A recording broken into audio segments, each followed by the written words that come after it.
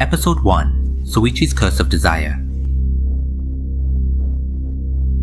On a dark night, there was a sound of something being hammered coming from deep in the forest, and it was Soichi hammering nails into a voodoo doll that represented a classmate he disliked, causing that classmate to suddenly feel severe stomach pain.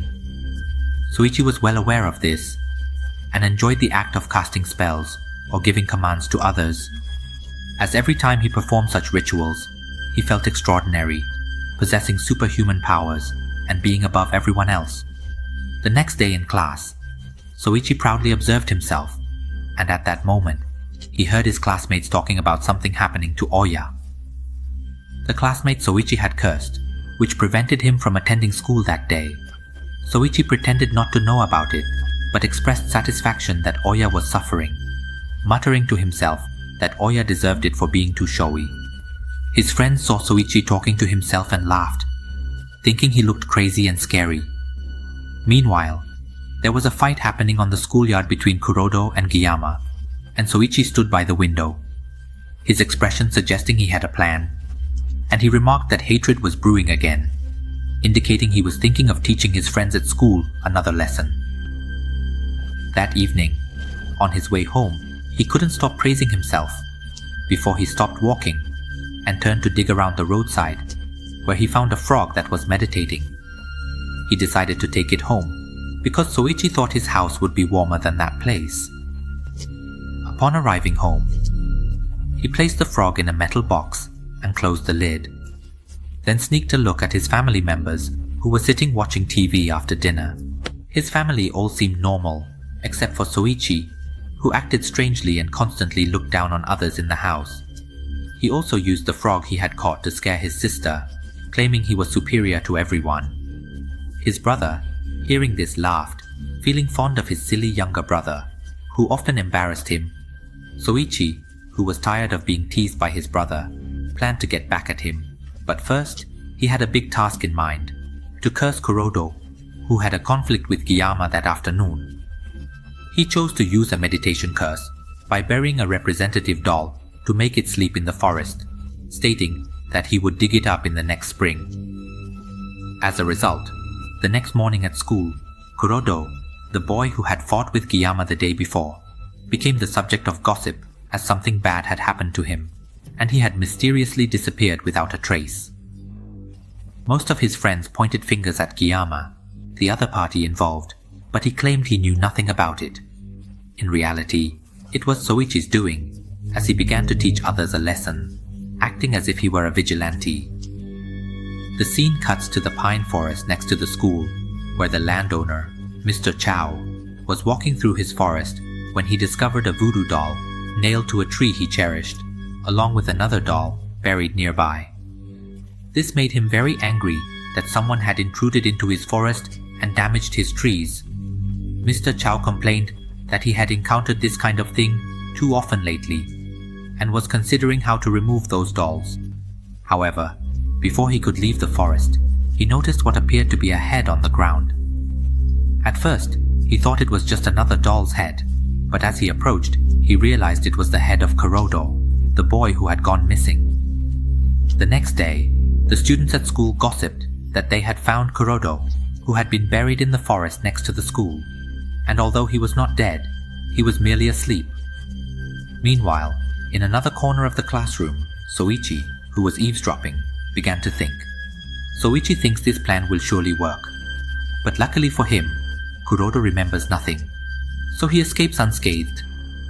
Instead of reflecting and fearing what would happen if he got caught, Soichi starts to devise a new plan in his mind. He imagines that while his three friends, Kawaii, Izaka, and Kankuro, are gossiping about others, they will surely turn on each other. While Soichi is lost in thought, Ishizaka, the bespectacled boy in the group, asks to go to the bathroom. Soichi seizes this opportunity to sneak in and talk to him, saying that he must be feeling uncomfortable and that he probably wants to kill Kawaii. He then offers to help Ishizaka by cursing Kawaii, even though Ishizaka never expressed any such feelings and stands confused by Soichi's words, as in reality, Ishizaka and Kawaii do not hate each other as Soichi imagines. That evening, Ishizaka told Kawaii about the incident on their way home, but Kawaii found it funny and said it sounded entertaining. At that moment, they coincidentally encountered the old man, the cruel one, who was setting traps in his forest to prevent anyone from disturbing it. Meanwhile, Soichi was borrowing a flashlight from a friend because he suddenly wanted to explore the attic. What Soichi found there was a dead spider, and upon seeing it, he decided to use it to scare his sister again. However, his brother came in and, not afraid of the spider, playfully threw it at Soichi, causing the spider to land on Soichi's face, making him scream in surprise and embarrassment. This led Soichi to think about cursing his brother with a spider curse. The next day in class, Soichi began his plan by using a fruit as a stand-in for Kawaii, writing a script to make Kawaii feel stomach pain until he asked the teacher to go to the bathroom. Soichi then followed him out and locked the bathroom door behind Kawaii. He started the spider curse as intended, causing Kawaii, trapped in the bathroom, to face a giant spider that appeared before him, making him scream in shock as it sprayed webbing all over him. When his friends heard his screams, they rushed in to find Kawaii had fainted in the bathroom, surrounded by tissues.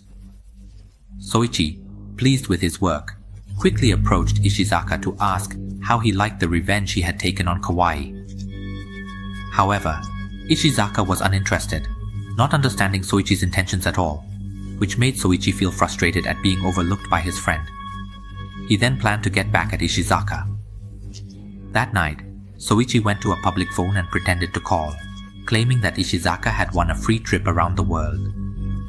Although Ishizaka recognized Soichi's voice, he agreed to wait in the schoolyard as he was curious about what Soichi was up to.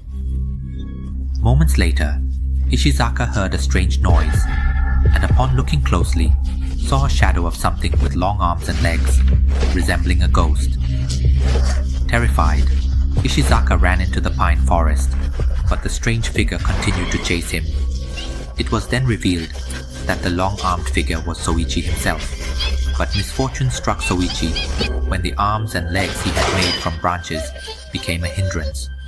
Soichi ended up caught in the trap set by the cruel old man, stuck to a tree and unable to move. Ishizaka realized that Soichi was disguised and playing a prank on him, so he left Soichi there, threatening that the pine forest belonged to the old man, and if he found out someone had intruded, they would be in serious trouble. As Soichi remained stuck and frightened by Ishizaka's threats, he began to sweat and tried to remove the monster costume. At that moment, a flashlight beam appeared as someone walked into the forest. It was the cruel old man, armed with an axe. When the old man saw Soichi intruding, he threatened to kill him and threw his axe at him, but luckily it missed. However, the old man declared he would turn Soichi over to the police for trespassing in his forest. Just then, Soichi's brother, who had come looking for him, arrived on the scene. The old man then said it was good that both siblings were there, as he could hand them both over to the police at once. Soichi's brother replied that it was also good because he wanted to report the old man for setting dangerous traps. The old man thought it wasn't worth it, so he ordered the two siblings to quickly leave his forest, threatening that if he caught them again, he wouldn't let them go. After that, the two siblings hurried home. Upon arriving home, Soichi was scolded by his family, but he pretended not to care and walked over to look at the frog he had kept in a metal box, as it was like the only friend he had. However, it turned out that his frog had died, lying stiff in the box. The funeral of the Hell Doll. In a stormy area, heavy rain was falling, as a man stood trembling by the window in a mansion deep in the forest, saying that his greatest fear was coming true. Beside him, a little girl's voice was comforting her father, asking if he was okay and why he looked so scared. However, that voice came from a doll resembling Annabelle, speaking to him as if it were his daughter named Maria. The man thought to himself that his daughter had finally contracted the doll disease. In this strange and mysterious world, there were bizarre and unbelievable things, like this incident where his only daughter had become a doll due to the disease. The mother, seeing this, cried out in despair, unable to do anything, only able to hold the body of her daughter, who had turned into a doll. The father remarked that normally, families with children who contracted this disease and died would have to burn the doll. However, this couple refused to burn Maria because the doll represented their little girl. They decided to keep it, hoping that one day there would be a cure and their daughter could return to smile and talk to them again. But as time passed, their daughter's doll began to decay. The doll's skin started to peel and crack, turning into strange, ugly worms that emerged instead. Finally, they realized that they could no longer keep Maria. Episode 2: Fashion Model. The story opens with Iwasaki, a young man who often has strange premonitions, but today he feels it more than usual, causing a deep fear within him that something bad is bound to happen. His premonitions are usually accurate, as something always occurs. Due to his anxiety, he accidentally bumps into a roadside sign twice. After that, Iwasaki goes to a coffee shop, but he can't shake off his worries about impending misfortune, until he hears about a magazine and opens it. His expression changes when he encounters a model whose face shocks him. In his mind, models are supposed to be beautiful, but this one is different. She has an unusually long face, an excessively long nose, and wide open eyes. When Iwasaki sees her, he feels an unsettling sensation about her. That night, the terrifying face of the model haunts his dreams, causing him to wake up in the middle of the night in fear. The next afternoon, he talks to Oda, a friend in the group working on the contest film. As they are both film students, Iwasaki shares the story of the horrifying model with Oda. But Oda says he isn't surprised, because the world has both normal and strange things. Oda then asks about the screenplay that Iwasaki was assigned to write, but he hasn't started yet, as the model's terrifying face has distracted him. He knows this project is very important, because it is a film that must be submitted for a contest, and if Iwasaki can't complete it, the production team will have to let someone else do it. However, Iwasaki assures that he will finish it quickly. That night, Iwasaki, trying to gather his focus to write the screenplay, finds the horrifying face of the model popping up in his mind again, causing him to scream in frustration as he struggles to erase her terrifying visage from his thoughts. However, as time passes, the memory of that horrifying face gradually fades, allowing Iwasaki to return to writing the screenplay. Their group's film submission wins first prize, and Oda mentions that they are starting to gain some recognition as novice filmmakers. He proposes an idea for their next film, suggesting they cast outsiders, meaning people who are not from their university or acquaintances. Everyone agrees with this idea, so they announce a search for new actors through various media. However, the response is not very encouraging, as only 3 applications come in. This might be because they are a group of novice filmmakers, which doesn't attract much interest. The first applicant does not meet their expectations, but the second one is quite good looking, and could potentially be cast. The beauty of the second applicant brings great joy to everyone, almost making them forget about the third applicant. When Oda brings the third applicant in for a look, he is shocked, because compared to the second, they seem like they are from different worlds. When Iwasaki sees her, he is nearly in shock, as the horrifying face that had once haunted him returns. The third applicant is the same terrifying model he encountered in the magazine. Iwasaki feels an odd sensation coming from the model's gaze, and they all wonder why a professional model would apply to work with amateur filmmakers like them. This piques Oda's interest, and he considers casting the terrifying model alongside the beautiful actress. Upon hearing this, Iwasaki quickly objects, asking if they are really going to cast that model in a horror film. However, Oda and most of their friends find the idea intriguing, so Iwasaki's objections are dismissed. Finally, on the day of the audition at the beautiful and charming Arithma coffee shop on the 4th floor, the lovely actress arrives, and when Iwasaki and Oda meet her in person, they both admire her. She looked even more beautiful than in the pictures. And suddenly, Iwasaki turned in shock at something. which was the other actress, the terrifying model, standing there staring at him with a frightening gaze for a moment.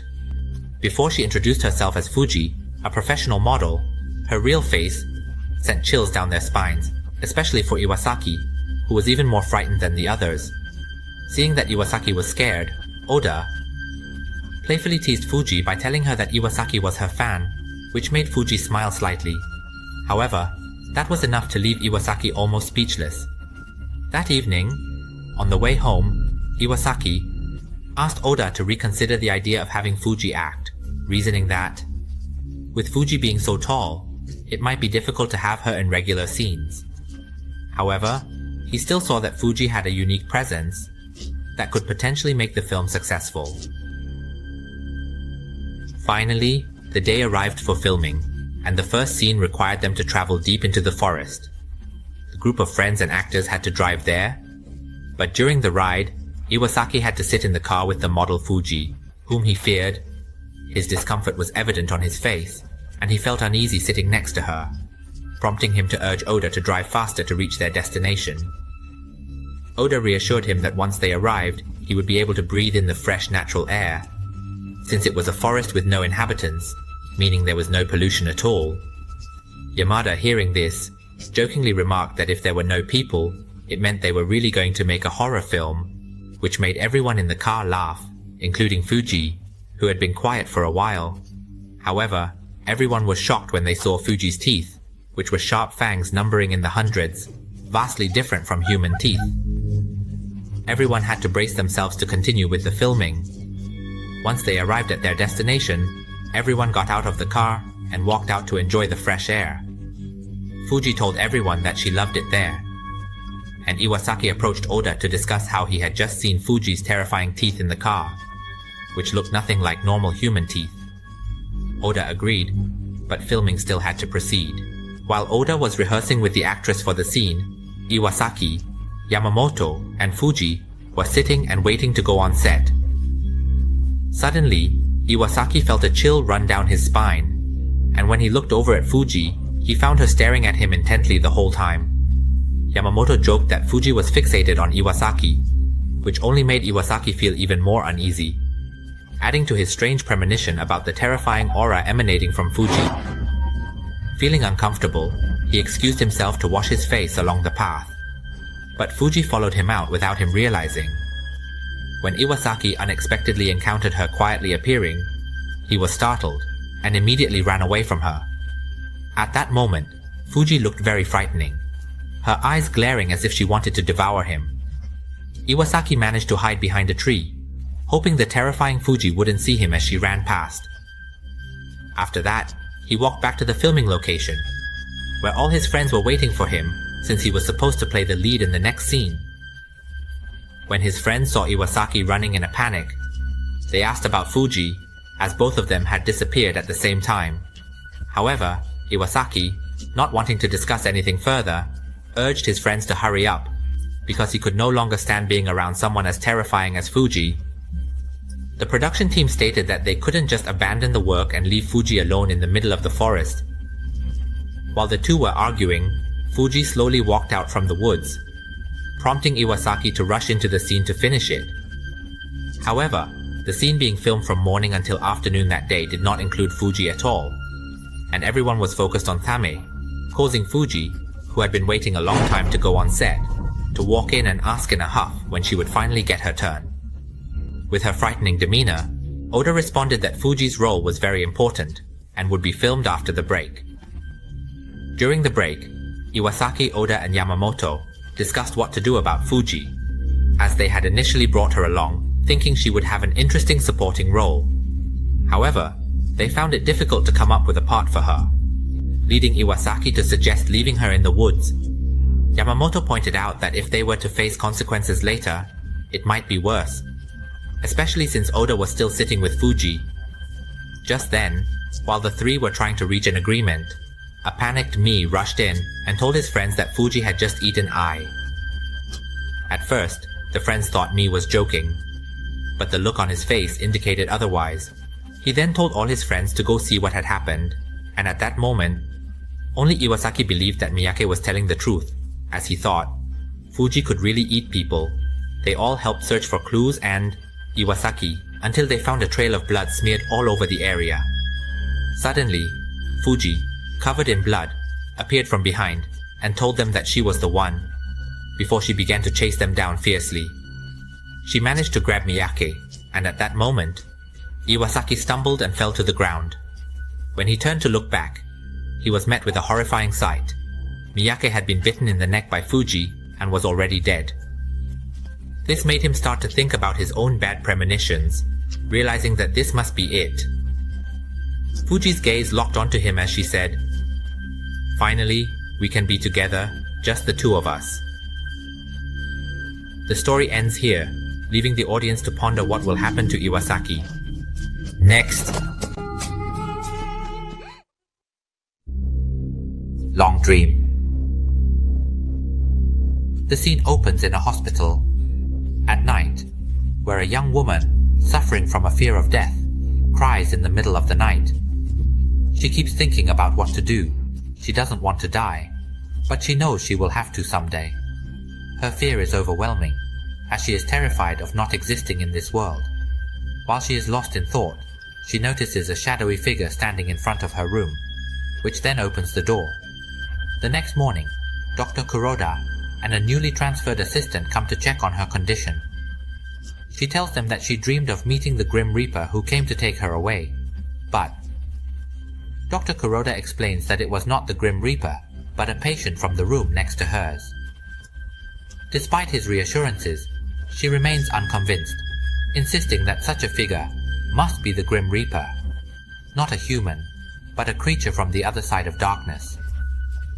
Afterward, the assistant doctor discusses the serious condition that the young woman is suffering from, which is a phobia of death, and complains about the patient in the room next to hers, saying that if that patient wanders around the hospital at night, it could be a problem. Perhaps that patient is also afraid to sleep. The assistant asks about that patient, and Dr. Kuroda explains that the patient's name is Mokoteshiro.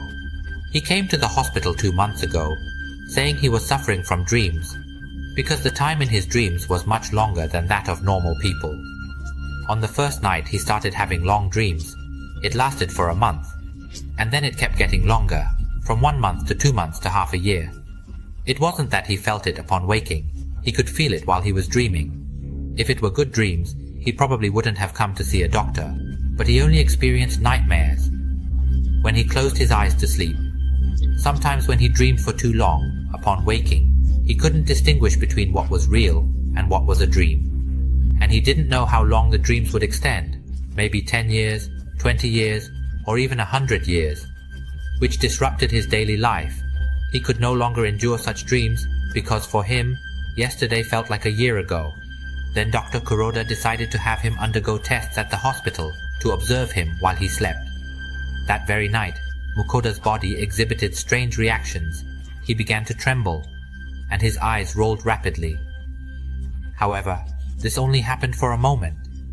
The brainwave results showed that he was in deep sleep. Seeing this, Dr. Kuroda decided to wake Mukoda up, and when he did, it took him a while to regain his senses. To normalize the situation, Dr. Kuroda realized that Mukoda was not lying, but he had to endure the suffering of these dreams. Not long after, Dr. Kuroda still did not know the cause of such dreams. At that time, Mukoda was dreaming for almost 10 years in one night, and he could no longer bear it. If he continued to dream for thousands of years, even 2,000 years, he would surely lose his sanity. Eventually, as he predicted, his dreams became faster and heavier. From the perspective of a normal dreamer, it couldn't be dismissed as mere imagination. Now, Mukoda's physical condition had changed drastically. He was emaciated, and his hair had fallen out to the point of near baldness. His skin was dry, and his eye sockets were sunken, with his eyes bulging out, making him hardly look human anymore. Previously, he would show signs of distress whenever he met the doctor, and when he encountered the mother, he would often claim that the mother in the next room was his wife, exhibiting signs of madness. When the mother saw Mukoda in his current state, she thought he was the Grim Reaper coming to take her away, which led the doctors and nurses to try to restrain Mukoda, while also needing to keep the mother calm. resulting in a chaotic situation. After Mukoda was restrained and taken back to his room, he sat thinking about his current state, which seemed to have changed drastically, as he hardly resembled a human anymore. This made him overthink, and he spoke to Dr. Kuroda, expressing his fear that if he continued to have these long dreams indefinitely, it would become a never-ending nightmare. He wondered what would happen to him if he dreamed forever. The next morning, while Dr. Kuroda was checking on patients, Mukoda's mother was still crying out in fear of dying, insisting that she did not want to die. They then proceeded to Mukoda's room, but when they opened the door, they were shocked by the sight of him. His body had begun to crack and appeared monstrous, yet he remained asleep in his dream. Ultimately, Dr. Kuroda waited until the end, as Mukoda's body disintegrated into crystals. The wind blowing in from outside scattered the crystal fragments throughout the room. Dr. Kuroda could only stare at those tiny crystal pieces, wondering if Mukoda's mind was trapped in his dreams forever. He then collected the fragments of Mukoda to examine them and analyze how they related to his dreams. The scene cuts back to the mother, who has just woken up to find Dr. Kuroda. She tells him that she feels much better, but she feels strange because she has experienced very long dreams. That afternoon, the assistant doctor asked Dr. Kuroda about the mother, noting that her appearance had changed significantly, similar to Mukoda's, likely due to the long dreams. Dr. Kuroda explained that he had extracted substances from the shattered crystal fragments of Mukoda's body and injected them back into the mother. The mother, who feared death and disappearance more than anything, wondered what would happen if she had even longer dreams. Her mind would remain there, never dying, even if it was just a temporary hallucination. If humans could dream indefinitely, they could escape death forever. The scene then cuts back to the mother, whose condition is gradually changing, resembling Mukoda, as she is trapped in those long dreams.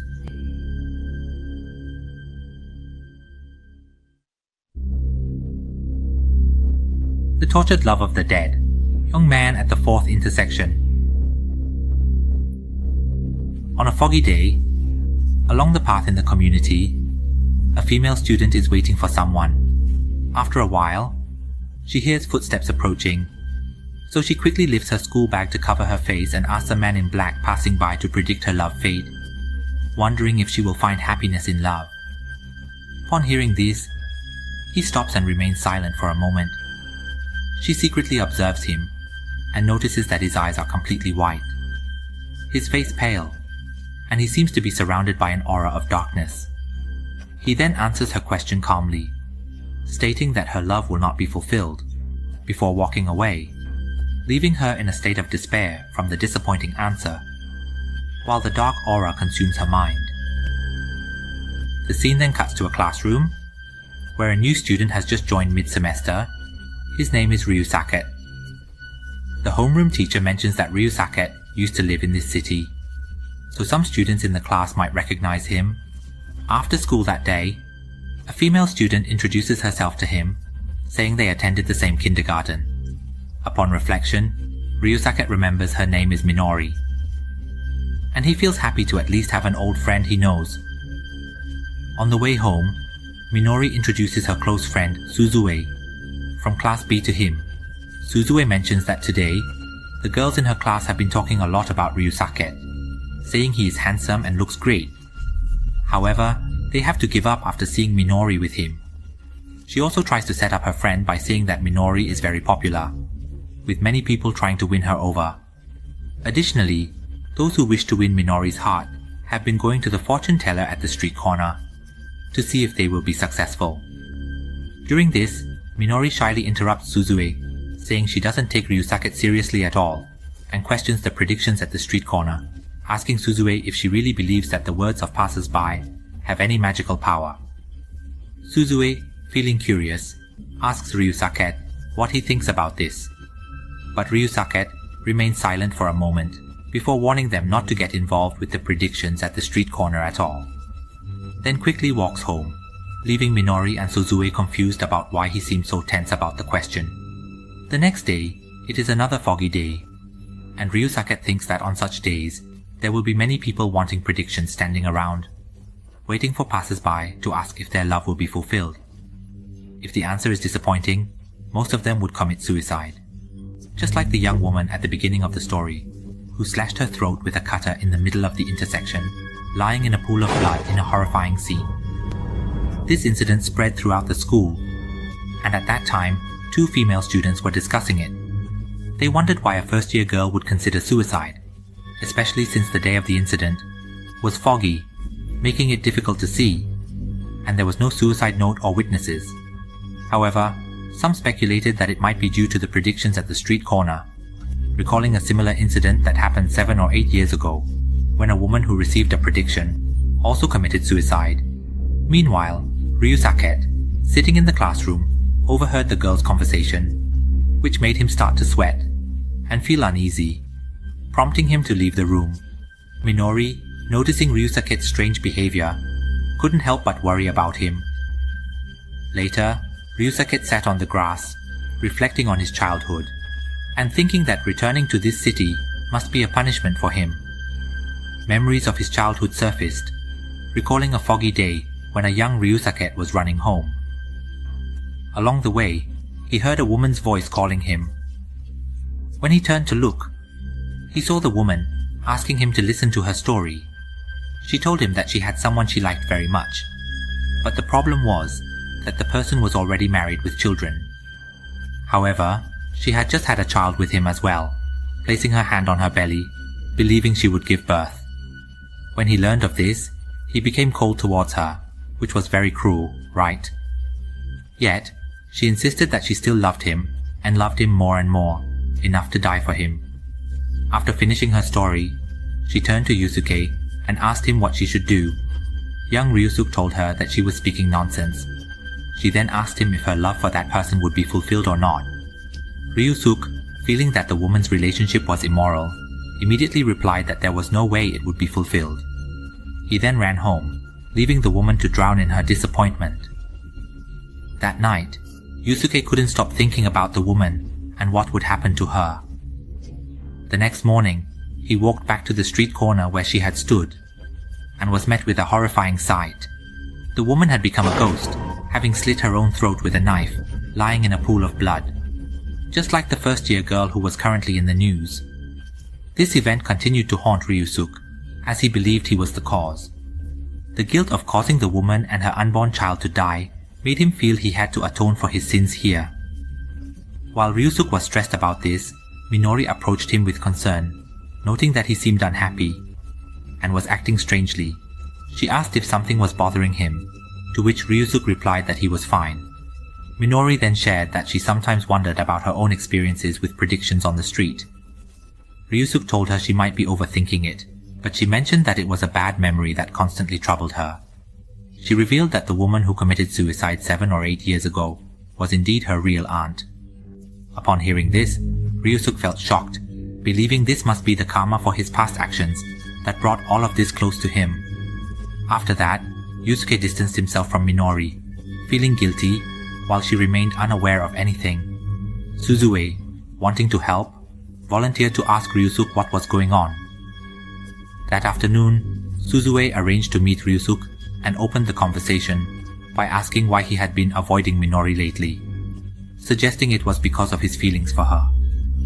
He replied that it was complicated, stating that he shouldn't like her at all and shouldn't even talk to her. It was all his own fault, and there was nothing he could do about it. Even though Suzue tried to get him to share what had caused his change in behavior, Ryusuke simply told her to leave him alone. She felt helpless and apologized for arranging the meeting before walking away. After that, Suzu looked outside the school and saw the thick fog, which sparked an idea in her mind, to go seek a prediction at the corner. She stood waiting on the street for someone to pass by, not knowing whether it was lucky or unlucky that she happened to encounter her father and a man in a black suit walking by. The atmosphere was eerie, with silence all around, except for the sound of the man's footsteps. At that moment, Suzu greeted the man in black and asked if he could help her with a prediction. Before he could agree, she explained that it was about a friend whose boyfriend had started to resemble her more lately, but it seemed he had some issues as well. She wanted them to fall in love again, and asked what she should do. The man in black paused and replied that if she was worried about her friend's love, she should be more concerned about her own love life. After saying this, he walked away, leaving her to ponder his words for a moment. The next afternoon, Midori asked Suzue what she had talked about with Ryusuke. Suzue's response was filled with lies, saying that Ryusuke wanted to end their relationship and that she had heard a prediction at the street corner stating that her love with Ryusuke would never return to how it was. She also described the man in black as having a beautiful coldness that sent shivers down her spine, but even more than that. More than anything, what captivates her is the tone of his voice, which makes her realize that she has been deceiving herself. Now, she wants to do the opposite of what she desires. From now on, she declares that she will live honestly with her own heart, and decides to tell Midori that she likes Ryusuke the most.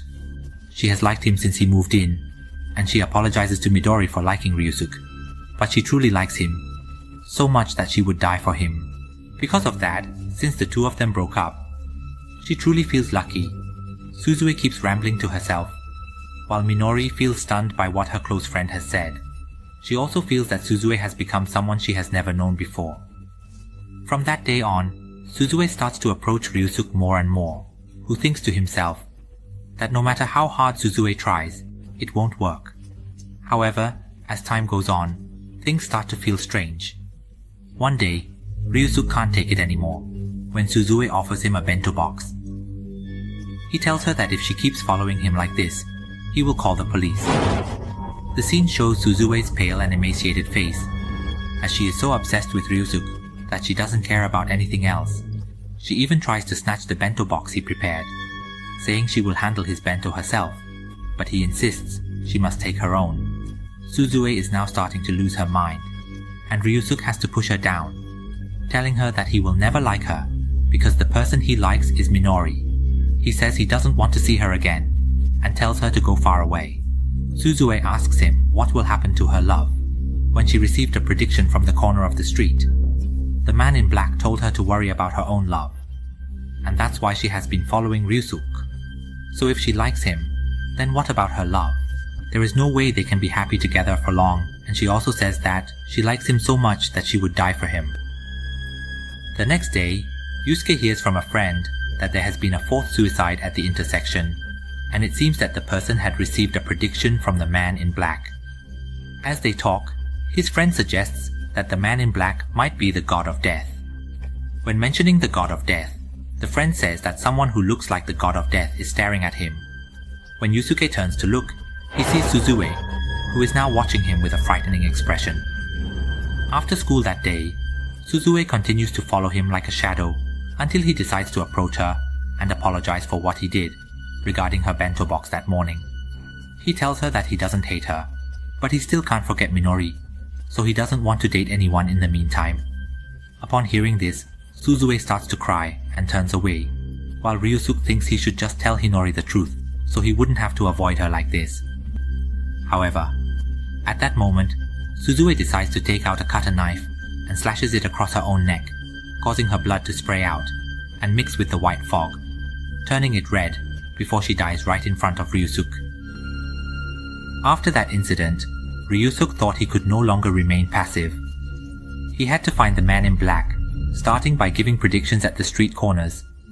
He intended to give predictions to those he cared about, believing he needed to do the opposite of what the man in black would do, as this might be the only way to confront it. He began giving hopeful predictions to the people he met, partly as a way to atone for the sins he committed against a woman 8 years ago. While he was walking and giving hopeful predictions, he encountered the spirits of those who had committed suicide due to failed predictions at the street corner. To be sure, he walked to the spot where Suzue had taken her life and encountered her spirit still lingering there. However, this did not deter his determination to continue his work, as he kept giving predictions. Midori soon learned about this and wanted to know why Ryusuke continued to give hopeful predictions. He told her that he wouldn't stop until he caught the man in black at the 4th Street corner before he ran away from her, even though Midori was trying to hold him back. Finally, on that day, he encountered the man in black who had just walked past him. He tried to run after him, but due to the thick fog, he lost sight of him. When he realized it, he found himself at the 4th intersection from 8 years ago and met the spirit of a woman who was Minori's aunt, the one he had predicted for as a child. Her spirit was still lingering there, not going anywhere, and a female giant pointed the way for Ryusuke to walk down another street. Meanwhile, Minori was trying to find Ryusuke but instead encountered the man in black. Just as she saw him, Ryusuke called out to her, and she told him that she had seen the man in black. However, when they turned to look again, the man in black had vanished, and the fog in the area disappeared in an instant.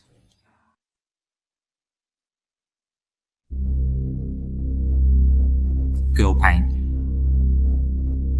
This is the story of Yuriko, a girl who used to be very articulate, but one day she suddenly stopped speaking. When she does speak, she struggles to pronounce certain letters. One day, her close friend Ed went to ask her if she was feeling unwell, to which she replied that she didn't know what was wrong. After that day, she never returned to school. Concerned, Ed went to visit Yuriko at home. While standing at the front of the house, he heard something unusual from the side of the house and went to check. He found Yuriko's parents trying to get rid of slugs. The father was stomping on them to kill them, while the mother was sprinkling salt on the ground to drive them away. However, they complained that no matter what they did, the slugs kept coming back, and in greater numbers. When Yuriko's parents met Ed, they took him inside to see Yuriko. At that moment, Yuriko was covering her mouth with her hands, as if she wanted to vomit something. When her parents approached to check on her, she tried to push her mother away and told her not to interfere.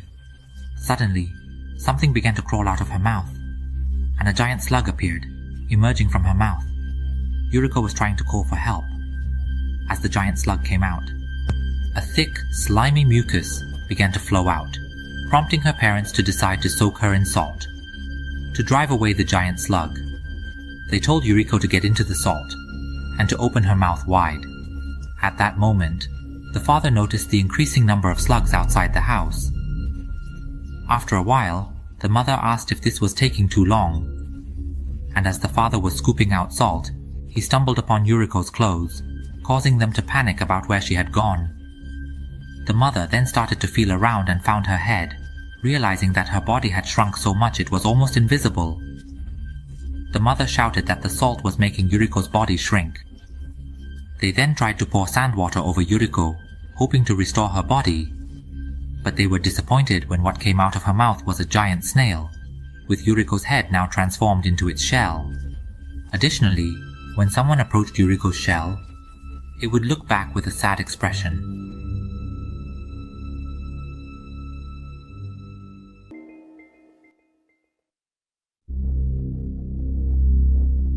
And the meat card. This is the story of Yuji, whose room is adjacent to the garden of the neighboring house, which is quite overgrown and lacks sunlight. At that moment, Yuji is reading a book when he hears someone walking into that house. The person seems to be a doctor, but when the doctor opens the door to enter the house, Yuji hears Rina scream. Rina is the daughter of the neighbors who has been ill since birth and has never left the house. From what he hears, she is afraid of insects and is covered in them, even though her mother cannot see them. Therefore, she might be experiencing hallucinations of insects. After the mysterious doctor leaves, she seems to calm down, staring blankly out the window at the grass in front of her house. At that moment, Yuji sees her, and when she realizes he is watching, she smiles at him and points to the grass. However, as she extends her arm, he can see the holes appearing on her skin, which has been a lingering concern for him since childhood, regarding the world she inhabits. The scene flashes back to Yuji's childhood, when his grandfather was suffering from a strange illness, constantly crying out that he was cold, without telling Yuji that he was going to heaven. After a while, the grandfather's voice fell silent, prompting Yuji to open the door and discover that his grandfather had passed away, his body covered in strange holes. similar to those on Rina now. This leads Yuji to suspect that the world Rina is experiencing might be the same illness his grandfather once had. Soon after, Rina's parents pull her back into the house. That day, Yuji went to meet his close friend Hideo in the shopping district to share this story with him, insisting that he must not tell anyone else. Despite this, Hideo felt skeptical that a disease causing holes in the human body could actually exist. When Yuji asked about the illness his grandfather had, his family dismissed it as a dream and refused to provide any information. The next day, Hideo visited Yuji at his house and told him that he had shared Rina's story with his mother. Yuji complained that he shouldn't have told her about Rina, but Hideo insisted that he needed to tell Yuji first. Hideo mentioned that his mother knew Rina because she had been a nurse who entered that house when Rina was just born. His mother recounted that when Rina was born, she wasn't breathing. It wasn't that she had died, she was still alive, but after a few days, her body was covered in holes. His mother said that the earth and water breathed through those holes. But Hideo viewed it differently. Perhaps his mother might have mentioned something, and after a while, Hideo noticed the bookshelf, filled with Yuji's grandfather's old books. He asked to take a look, hoping to find clues about how his grandfather died. As the room Yuji was in had once been his grandfather's, Hideo then found a diary belonging to Yuji's grandfather, which contained information about some unfamiliar items. The grandfather had written in the diary that, on that day, he received a strange object, a green emerald. On September 13th, he stared at it all day. On September 23rd, he suddenly felt cold all over, an intense chill. After that, holes began to appear on his body, spreading everywhere. On September 25th in the afternoon, a doctor, who was not called by anyone, suddenly came in to inject medicine into the grandfather, and the family allowed it, feeling there was no other way to treat him. On September 27th, the grandfather's condition worsened as the holes spread all over his body, and he could feel the air seeping through those holes. Then, on September 29th, a swarm of insects appeared from nowhere through the window, resembling the shapes carved into the green emerald. I felt them entering through the holes in my back and sensed that they were breaking apart inside. On October 2nd, my grandfather began to weaken, and the number of insects kept increasing endlessly, leading him to believe it was a curse. Surely a curse from the green emerald. Once he realized this, he mustered his last strength to throw it out the window. Yuji believed it must have landed in the bushes in front of Rina's house, which resulted in her being cursed as well. At that moment, both of them noticed Rina, standing by the window, smiling at them and pointing towards the bushes. After a while, the mysterious doctor from before appeared again, and upon seeing him, Rina seemed to go into a frenzy, as if she were losing her mind. That night, Yuji, still suspicious of the mysterious doctor, decided to look at his grandfather's diary again. When he thought of the doctor's face, he believed it must be the same doctor who came to inject medicine into his grandfather. If that mysterious doctor appeared with the green emerald, it was possible he might be searching for it. Yuji then had the idea to try to find the green emerald to bring to the mysterious doctor, as it might help Rina recover. The scene then showed that during the late night, someone was searching for the green emerald in Rina's front yard, and eventually he found it. However, the next day, the weather changed due to Typhoon Kawa, and while Yuji was sitting in his room doing homework, suddenly the lights in the house went out, and he heard something banging against the window.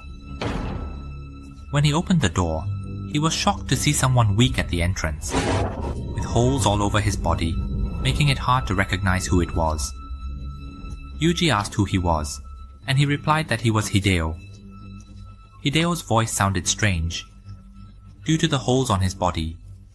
He said he was very cold before using the green emerald in his hand to smash the window, showing Yuji that this was the green emerald he had found after reading his grandfather's diary, which had fallen into Rina's yard.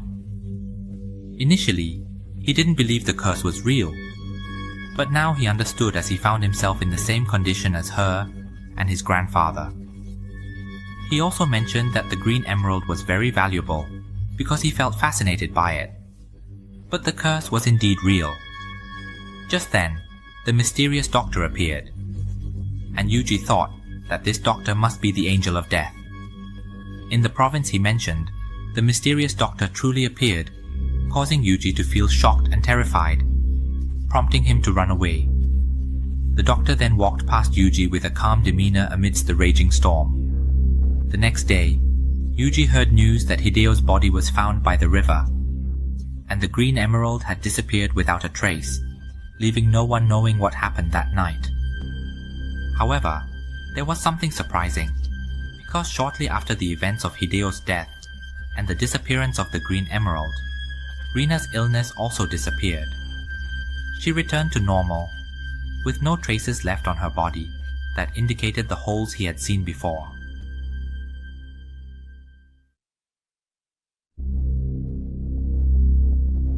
The Mansion of Luck. This is the story of a man named Haruhiko, who was born into a poor family of traveling puppeteers, with his father as the troop leader and his siblings being part of the troupe. Since he can remember, his siblings, consisting of Natsumi, his younger sister, and Yukihiko, his older brother, have traveled to various cities. Now, Haruhiko has arrived in an unfamiliar city where he must perform.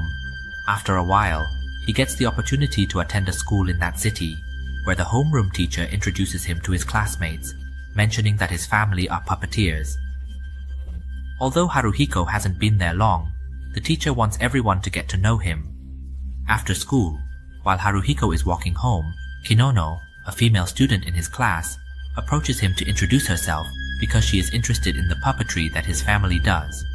She asks him to take her to see the puppets at his home. When they arrive, Kinono is amazed by the many puppets hanging in the house, and her gaze catches on one puppet that Haruhiko mentions is named Jean-Pierre, a wizard doll that his brother loves very much. Kinono then looks at other puppets with interest, but while she is focused on the puppets, Haruhiko brings out a puppet named Chopper, startling her, causing her to accidentally swat it away forcefully, making it hit the ground. He then apologizes to her, as he didn't think she would be that scared. Not long after, Haruhiko had to move to perform in another city. No matter how close they were, they had to leave. On the day Haruhiko and Kinono had to part, she came to see him off and shouted that one day they would meet again. However, during the journey, his brother kept complaining about how gloomy life seemed, always moving from one city to another for performances, and he didn't even want to talk about friends. His brother's complaints stemmed from a desire to settle down somewhere for good. He also mentioned that if their father fell ill, it might end this situation. What his brother said came true, as not long after, their father fell ill.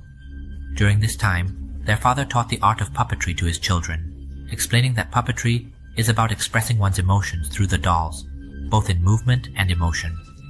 The dolls are merely tools, and whether they live or die depends on the puppeteer.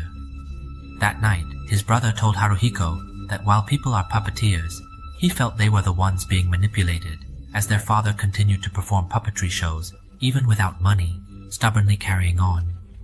Because of this, the dolls seemed to be puppeteering their father. His brother then declared that he would not allow it to control him. Then, the next morning, his brother ran away from home, and 6 months later, their father passed away, leaving Haruhiko to support his younger sister alone. That afternoon, the two went shopping in the city, and his sister told him that once she graduated, she would come to help him work. After all that had happened, Haruhiko transitioned to working in a factory to support his sister.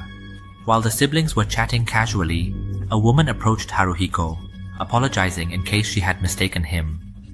She mentioned that if she remembered correctly, she knew Haruhiko from before, introducing herself as Kinuno, who had been in the 5th grade with him. Upon hearing this, Haruhiko immediately recognized her and was very happy to see her again. Kinuno had come to work there, just as she had said. The two began to develop their relationship, and one day, when they visited Haruhiko's house, they found a letter in the mailbox. When Haruhiko saw the sender's name, he was shocked, to discover it was from his brother who had run away from home. After that, he and his sister followed the address his brother had provided, both surprised to find that they had coincidentally encountered him in the same city. Upon arriving, they were astonished by the size of the house, and when they opened the door, they were greeted by the Jean-Pierre puppet standing there. Haruhiko thought his brother must be performing with it, so he shouted out, but after a moment, his brother, along with his wife and son, appeared, all in a state of being puppeteered.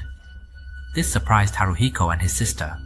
During that meal, his brother shared the story of what had happened since he ran away from home, explaining that he left with only a little money and the Jean-Pierre puppet.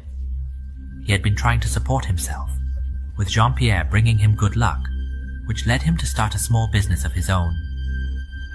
When the three siblings reunited, they all enjoyed a hearty meal together, during which the brother instructed the servants. As the music played, the curtain opened to reveal 3 life-sized Malay dancer puppets entertaining them, and even the sleeping son was manipulated to dance along. After that, Haruhiko and his sister began visiting their brother's house more often, and the brother's son and sister grew close. The brother mentioned that the ballet girls seemed particularly interested in him, and that day, the sister wanted to try ballet dancing, so she asked her brother to help her become like them. However, Haruhiko disagreed, feeling that what his brother was doing seemed strange in an indescribable way. Despite this, he couldn't stop his sister, and the brother's wife took her to set up the manipulation strings. During this time, Haruhiko asked his brother if he really hung himself from the ceiling, to which the brother replied that their family hung themselves with piano wires. The person helping them was someone his brother had hired specifically, and he needed 4 to 5 puppeteers just for himself. This house was built for this purpose. Hearing this, Haruhiko became even more curious about why his brother was doing this when he could move on his own. Why create such a burden? The brother explained that he had no burden other than moving his fingers, and he didn't need to move anything else. He could move however he wanted, just like a puppeteer manipulating a puppet, but this time it was different because the puppet was the one being manipulated. Finally, the sister finished setting up the manipulation strings, but the brother thought she was still a bit stiff, so he told her to relax. The strings began to manipulate her, and she danced ballet beautifully, which made her enjoy it and start to like being manipulated. However, Haruhiko, seeing his sister being manipulated, immediately told her to take off the strings, saying he didn't want to act like his brother. The sister refused to remove the strings and told Haruhiko to go home first, because she was enjoying the ballet dance.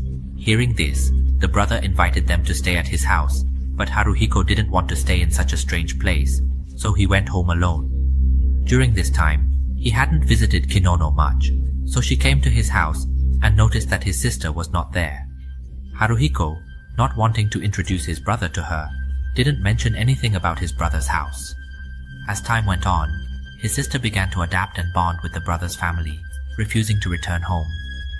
One day, while Haruhiko was watching his sister at the brother's house as usual, the ballet puppet suggested that he try the manipulation strings too, but Haruhiko insisted he wouldn't become like his brother, as he didn't want to be associated with them.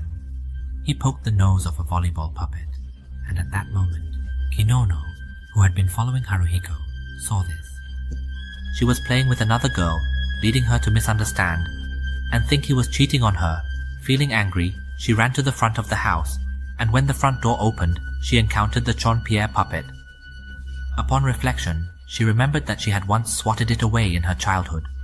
When Jean-Pierre saw her, the puppets inside the house began to act strangely, becoming frantic and starting to attack people, including the brother and others, while the sister was also being manipulated aimlessly. It seemed that this was the work of Jean-Pierre, who was angry to see Kinono, the girl who had once forcefully swatted it away. The emotional impact of this encounter affected everyone, who were now floating in various directions. Haruhiko told his brother to command the puppeteer to stop, but his brother was also unable to move, explaining that this was happening because Jean-Pierre was angry and its spirit was indeed furious. Seeing that things were not looking good, Haruhiko tried to intervene and stop the puppeteer, but he was blocked before he could do so. He encountered Jean-Pierre and quickly ran after it to stop what was happening, but it led him to find his father and Kinono both covered in blood, being manipulated back and forth. Suddenly, Jean-Pierre attempted to jump at him with a knife, but he managed to grab it and throw it against the wall, causing its body to shatter into pieces. Everything seemed to calm down, and Kinono's lifeless body stopped moving like the other ballet puppets. The hired staff had also collapsed. Haruhiko rushed to help his sister, and noticed that his brother and his family had all turned into puppets. This might be because they had been manipulated for so long that they had truly become puppets, or perhaps they had been puppets from the very beginning. He couldn't understand it either.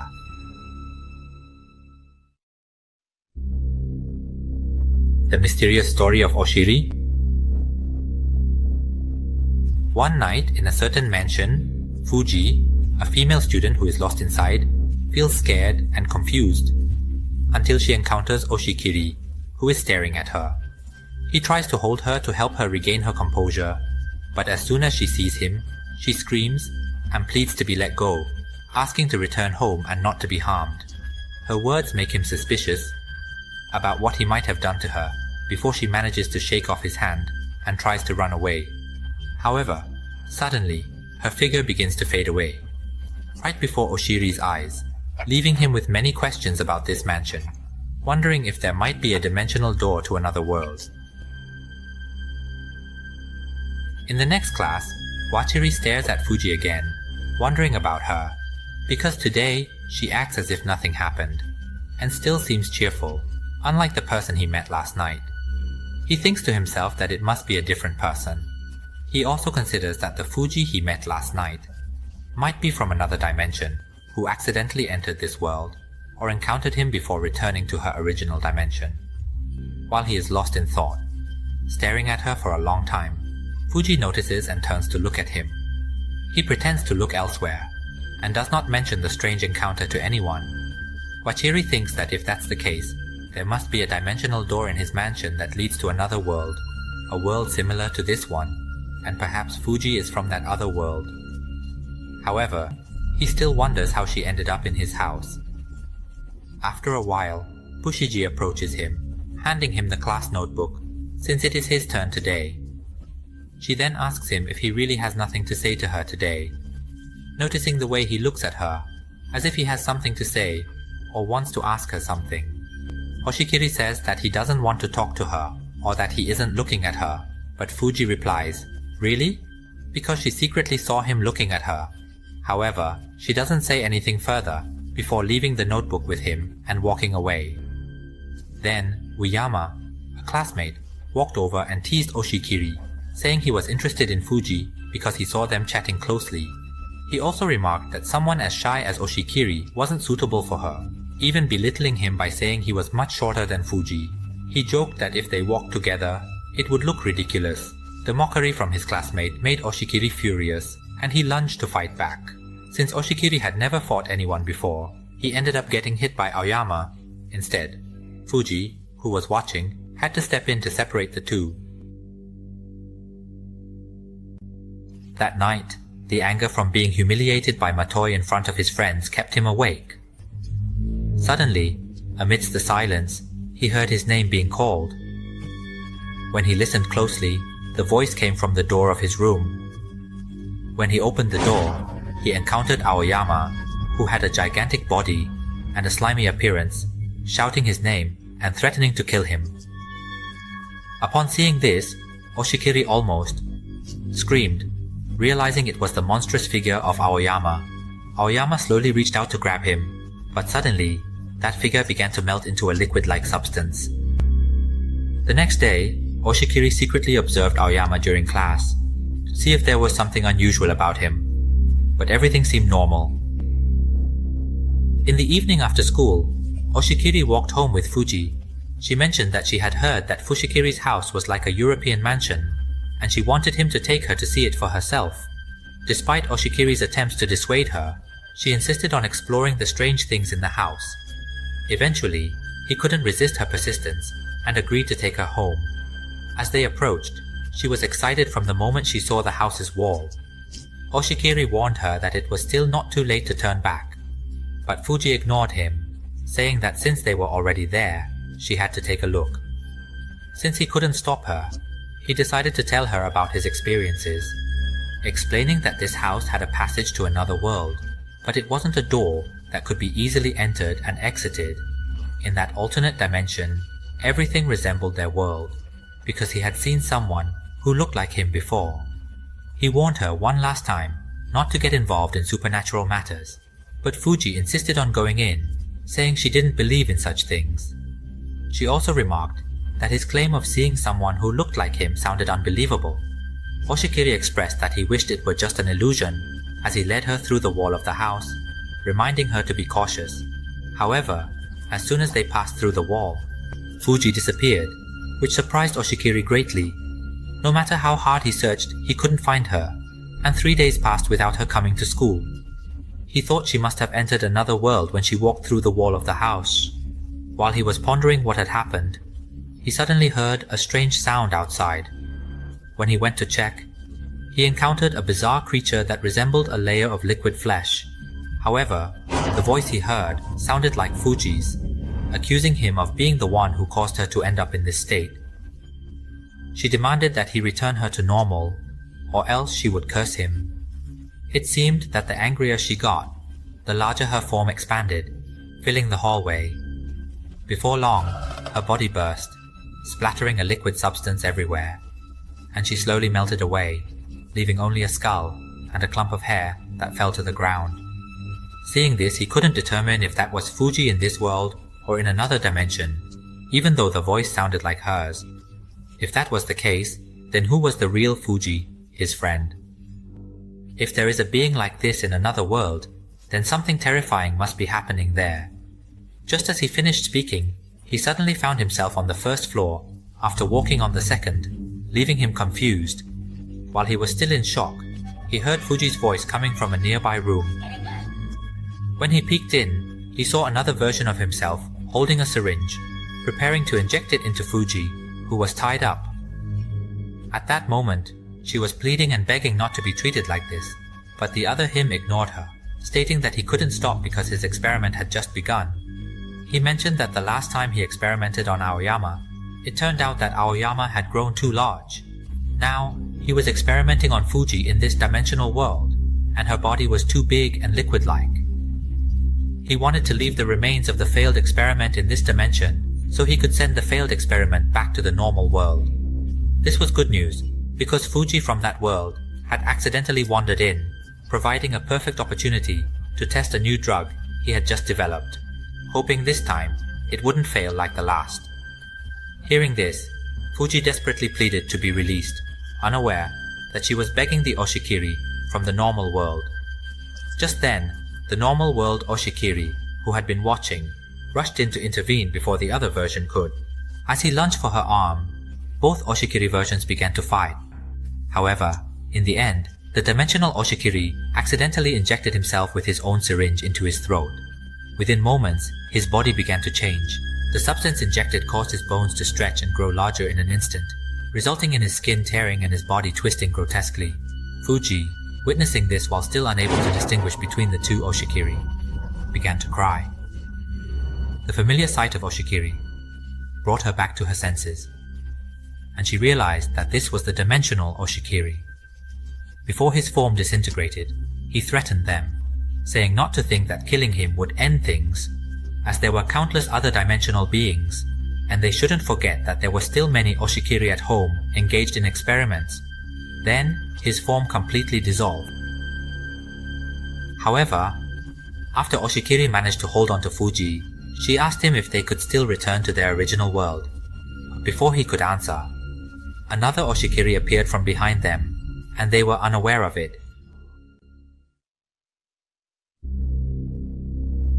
Teacher Yad over there. It opens at the school in the morning after the summer break ends, where all the students show signs of not wanting to return to class. This is unlike Kayama, the class leader, who walks in looking refreshed, because he loves studying and often ranks at the top of the class. After he enters the classroom, his friend Sato quickly asks to copy homework. Just then, a nail suddenly flies into the homework notebook, and Kayama realizes it's Soichi's doing, who likes to shoot it at his friends. Kayama walks over to warn him, saying he's reflecting the teacher, but Soichi just sits there with a deadpan expression, pretending not to know and smiling to cover it up. Moments later, teacher Yanahida walks into the room, giving Kayama the chance to report Soichi immediately.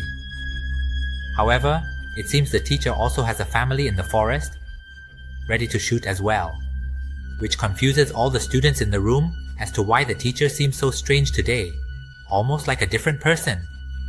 It turns out that it's not the real teacher, as everyone should have noticed, but a giant doll created by Soichi, enchanted to bring it to life and give it the memories of that person, albeit incorrectly.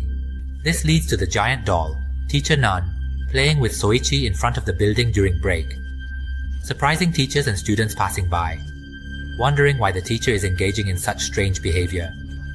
Some students begin to notice that the teacher's skin looks like it's made of fabric. In class, the teacher teaches chaotically, mixing subjects, even teaching math with kindergarten level numbers, which frustrates students. One student can't take it anymore and stands up to confront the teacher, only to be punished by being told to run around the field 100 times for not listening, which the teacher claims is why they don't understand. However, since the teacher is still the teacher, the students must comply, leading to one student running around the field until exhausted. Meanwhile, Soichi watches and mocks him. The other students know that Soichi enjoys playing tricks and casting spells, so they ask him what he did to the teacher to make them act so strangely. Soichi, thinking of himself as a god above everyone, pretends not to know before running away. However, as he tries to jump over a wall, he is caught by Kayama, who pulls his pants down, revealing Soichi's backside in broad daylight. Unable to bear the embarrassment, Soichi is finally let go. That evening, feeling humiliated, Soichi devised a plan for revenge by casting a spell on Kayama, which resulted in Kayama waking up the next day with a mustache, causing his classmates to laugh.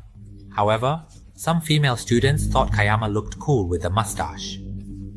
Shortly after, teacher Yanahida entered the classroom angrily, questioning why Kayama, being in elementary school, would dare to grow a mustache.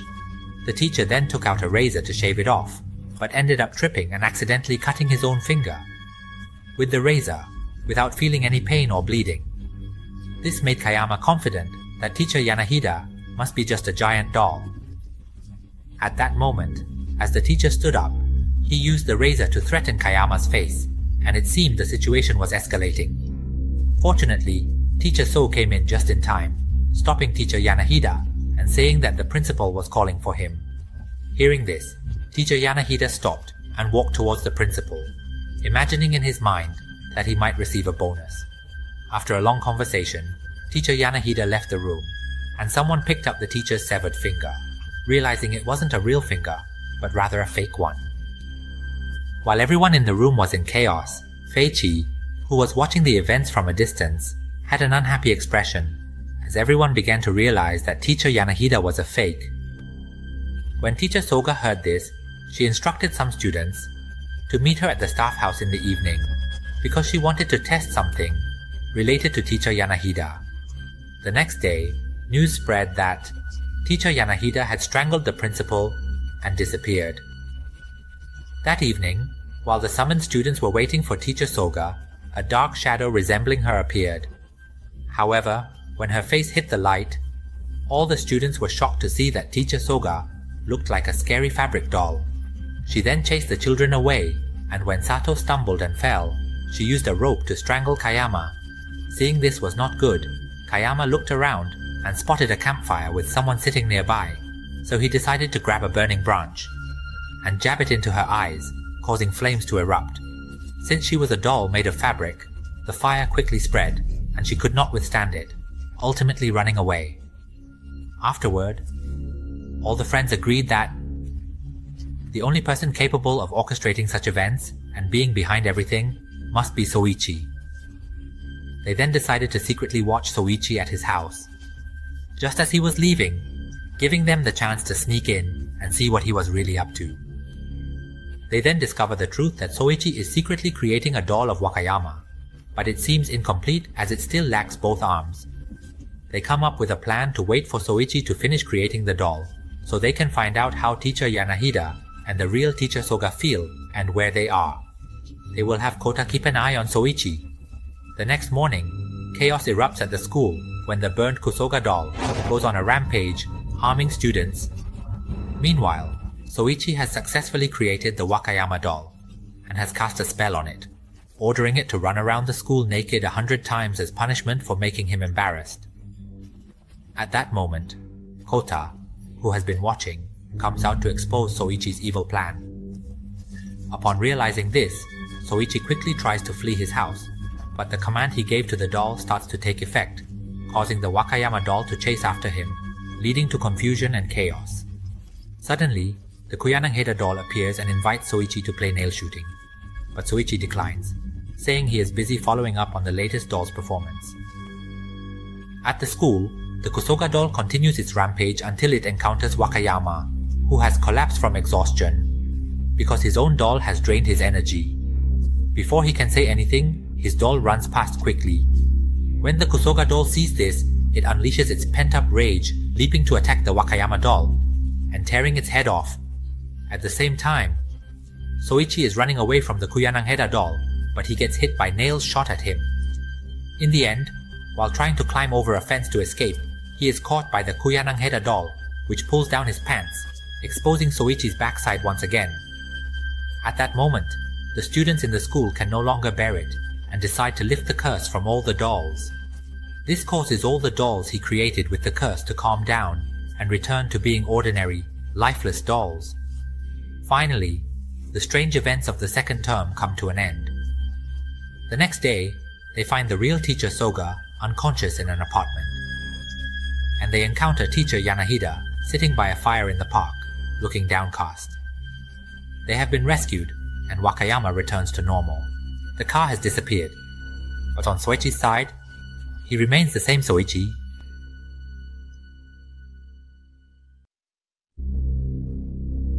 The window next to the house. The story begins in a suburban area. That morning, Hiroshi, a student who just moved there with his family, is bringing gifts to the neighbors to get acquainted. However, the first house on the right feels strange to them, because Hiroshi notices that the house only has an entrance door and one window that aligns with his bedroom. When he and his mother ring the doorbell, no one answers. As they get to know the next house in the neighborhood, they learn that the strange house next to theirs belongs to an aunt named Rumake, who is not well known, and no one knows what she does. The house is always locked. People say that on some nights, they see a shadow of a person at the window, which is probably Aunt Numake's shadow, even though no one has ever seen her come out of the house. This becomes a topic of conversation during dinner, where Hiroshi's mother thinks that there must be a good reason why Aunt Numake does not meet people, as even after ringing the bell multiple times, no one ever opens the door. Listening to this, Hiroshi can't help but think that the window across from his room aligns perfectly with Aunt Numake's window, and he quickly rushes upstairs. When he arrived in his room, he tried to open the window and found Aunt Numake's window so close that he felt uncomfortable being in this room. However, with no other choice, he decided to overlook it and tried not to open the window unless necessary. However, late that night, after he had fallen asleep for a while, suddenly he heard the voice of the old aunt calling through the window. "Are you sleeping, young man?" The old aunt continued to greet Hiroshi until he sat up, slowly opened the window to look out, and saw Aunt Numake, who had opened her window to greet him. But what was even more frightening was her appearance, as her body was covered in ugly, grotesque bumps and warts, along with a long, protruding face and eyes resembling those of an animal, making her look even scarier. She invited him to come visit her house, saying that she hadn't locked the door. After hearing that, Hiroshi decided to close the window, because he couldn't bear to see her house and the creepy invitation. The next morning, while Hiroshi was walking to school, he glanced at Aunt Numake's house, and it seemed like she was staring at him through the window. On the second night, the same event occurred as the previous night, when Aunt Numake opened her window to call Hiroshi, who was sleeping. She said that she had been waiting for him during the day and had prepared some snacks to welcome him. She also expressed her desire to see his face clearly. Hiroshi tried to ignore her creepy words, but Aunt Numake's haunting presence didn't stop there. She told him that since he wouldn't come to see her, she would come to see him instead, saying she was going to come right now. This made Hiroshi jump up and open the window to look out, only to find Aunt Numake trying to reach a rusty clothesline towards his window, asking him to hold it tightly if she reached him, as she would cross over to visit him. Seeing this, Hiroshi quickly threw the clothesline away and shouted, "What are you doing, Aunt? Don't." He wanted to wake his parents to see Aunt Numake's behavior. However, when his parents came to check, they found that Aunt Numake's window was closed and the rusty clothesline had disappeared, leading them to doubt Hiroshi's story and insist that he must have been dreaming, no matter how firmly he insisted otherwise. The next morning, before going to school, Hiroshi tried to look for anything unusual from that house, but found nothing. At the same time, he was unaware that Aunt Numake was watching him. In the middle of the night on the third night, he was startled awake by the frightening greeting that wafted in through the window again. The aunt said she was getting close to his window and asked him to come out so she could see his face. Her hand was almost reaching the window, and if she knocked, she asked him to open the window for her. At that moment, a small, creepy hand was trying to reach Hiroshi's window. Even though he chose not to open the window, he backed away from it for his own safety. The next morning, it was evident that Aunt Numake's house, covered in purple vines, had extended closer to Hiroshi's window.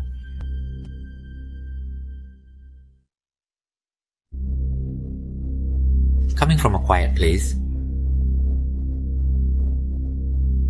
the story begins in the middle of the night. Liko, a young girl who likes to dream at night, starts crying. Her tears flow down her cheeks. She often dreams that her father has died and wakes her up to play. To comfort her and tell her that her father is still alive, that he is not dead, and even though she knew that, Rika's worries did not go away, because the thing she feared the most was for her father to die and leave her. Time passed until she was able to enter the family's old wedding ceremony with her third brother named Makoto. On the first day she moved into the house with the third brother and introduced herself to be the daughter-in-law of the house, which seemed like everyone in the house was cold to her from the first time they saw her. Everyone acted indifferently, as if she didn't exist. But luckily, when she called to pay respects, the youngest sister in the house was still on good terms with her and asked to call her. No, she felt a bit relieved.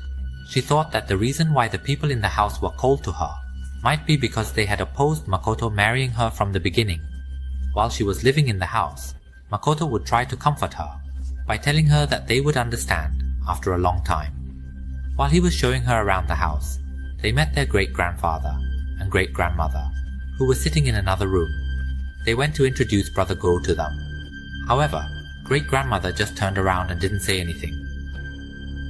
And the next night, Fiko came to visit her father in the hospital. Her father's voice, calling her at that time, sounded like someone who was dying. Her father asked about her well-being and whether she was happy living with Mangsato's family.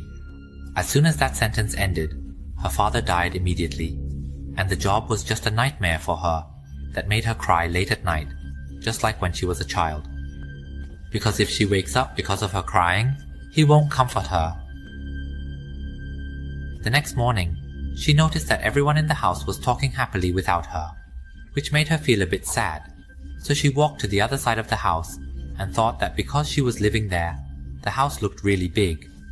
But while she was walking around the house, she noticed a faint white shadow of someone in one of the rooms, and after a while, it turned to look. She was shocked and cried out because those figures were so faint that she could see through them. She understood that the white shadows were ghosts or spirits. But that evening, when she told Makoto about it, he said that it wasn't a ghost or spirit. It should be her great-grandfather's mother. When she heard that, she was surprised that she was still alive, and asked how old she was now. Some people told her that she was 125 years old. That answer made her even more. He even said more about why people of that age were still alive. He also told her that he hadn't met all of them yet, because there were still uncles and aunts living in the house. Even though they had mostly disappeared, they could still be found. But it won't be long before they disappear completely, because at this point, Makoto explained everything to her, saying that what she saw was just a temporary image, until she began to understand the rituals of the Topura clan. Until she attended her son's funeral, which was also attended by Ritko's father. But after her father left, the real method of the family began, with the leader of the ceremony telling everyone to try to think of the image of their uncle. While he was still alive, even though his body was cremated, we still had to try to think of giving and communicate with him. Or when everyone in the ceremony set their minds and tried to call him back again, suddenly a white aura appeared from everyone in the ceremony, floating out and gathering together in front, until finally the white aura that gathered together turned into the body of the uncle who had just died, which was like a dead person coming back to life. This amazing and unbelievable thing would only be found in the family and specific people. Only then will she know, and when everyone meets the deceased again, they are all delighted and surrounded by a warm atmosphere. For those who have just participated in this kind of ceremony for the first time, she can only stand in awe of the image of the dead and revived unemployed. After the ceremony, she asked Makoto again for more details about the ritual, and he told her that what she saw, whether it was her great-grandfather, great-grandmother, or even the ghost, they did not come back to life and were not ghosts as she thought. But what she saw was something her family created, which we call a temporary image. But it is not really tangible, just a temporary image that you can feel and touch yourself, that those people still exist and are still in the house, but that is just an illusion. At first, they may be able to communicate with the living, but after a long time, no matter how much we talk to them, they will not say anything, but our family still continues to create a temporary image. They help each other continue when someone in the house dies so that they can continue to be our family. But as time goes by, that image will start to fade, and as time goes by, they will slowly fade away. After 20 years, they will disappear completely. But in those 20 years, it helped us to live on. It gave us the chance to tell them we love them in peace. And my grandmother's mother is now 125 years old. They have been with us for almost 22 years and will soon disappear. But even so, both. She was ready to accept that fate, but in the past 22 years, it was worth it to say goodbye to them because she had pressed her to understand the whole thing. She then asked him, and when her father died, could he help create a temporary image for her? He knew that it wouldn't be long before she asked this question, because he knew that she would also want to create a temporary image of her father. That evening, Makoto went to ask everyone in the family to create a temporary image for Riko's father when the time came. But he was scolded that it was too much, because even if he created a temporary image of Riko's father, what would it gain? Everyone agreed that it was impossible. Many provinces, or the people eavesdropping outside, opened the door and came in, apologizing that she had asked for too much, it was late, and she felt sorry that she couldn't make a temporary image of her father. Moreover, her anxiety from her childhood dream that her father had died made her feel even more sorry that she couldn't do anything. After a while, he came back and comforted her, and told her that her father and mother weren't really cruel, that father was really kind. However, Miko felt guilty that she might have asked for too much and thought that she would go and apologize to them again. This will be thanking you for all your concern and taking a picture of the girl's cheek, but it can be seen that the girl's body has now become thinner. That night, she spoke about Tomoka, and Makoto said that she realized that Tomoka was also just a temporary state.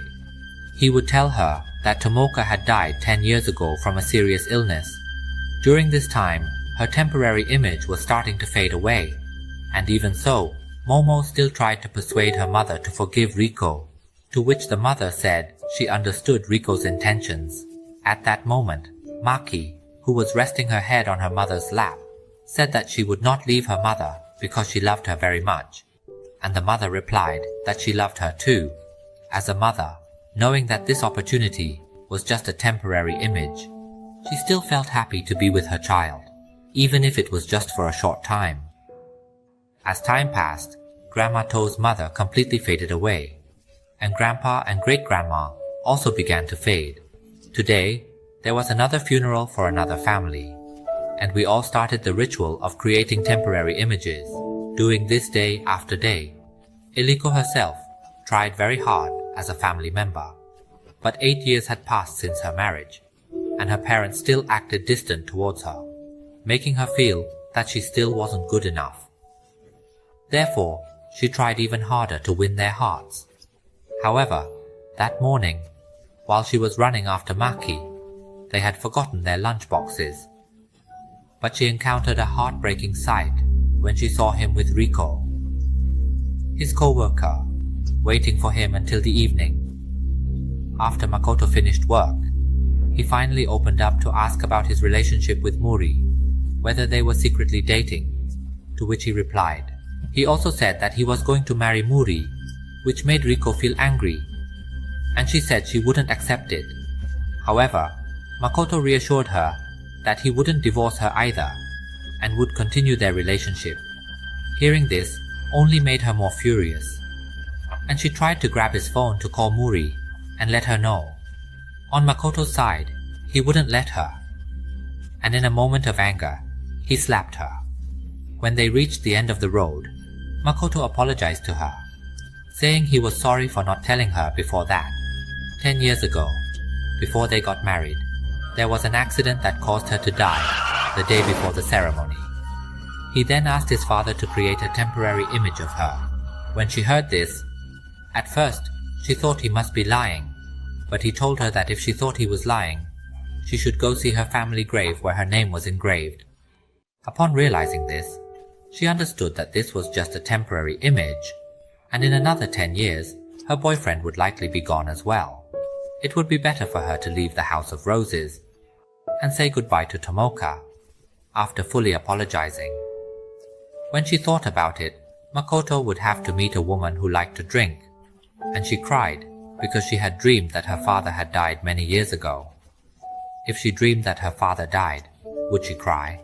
Reflecting on the past, she felt she owed him an apology more than anything. And 10 years ago, when he disappeared, who would she have to embrace? But in the meantime, she wanted to be with the person she loved the most, as much as she could.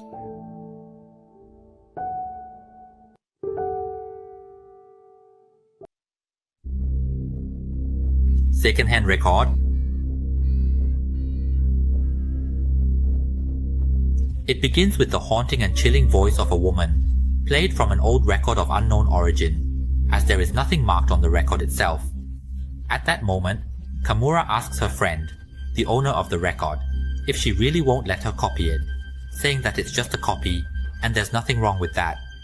However, her friend insists again that she will not lend or allow her to copy it under any circumstances, as it would diminish the value of the music.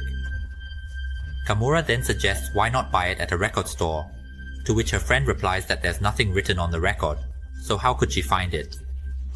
She also asks where her friend bought this record, but her friend cannot say either.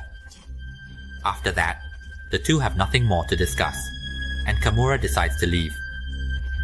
As she walks out of the house, her friend whispers to herself by the window that the record she has is more important than her own life. At that moment, when Kamura turns back to look at the record she had placed down, she finds that it has disappeared. Or the one who stole it is none other than Kamura, who just walked out of the house. Realizing this, her friend quickly runs after Kamura, shouting that she is a thief. When Kamura realizes that her friend is chasing her, she runs for her life with the stolen record.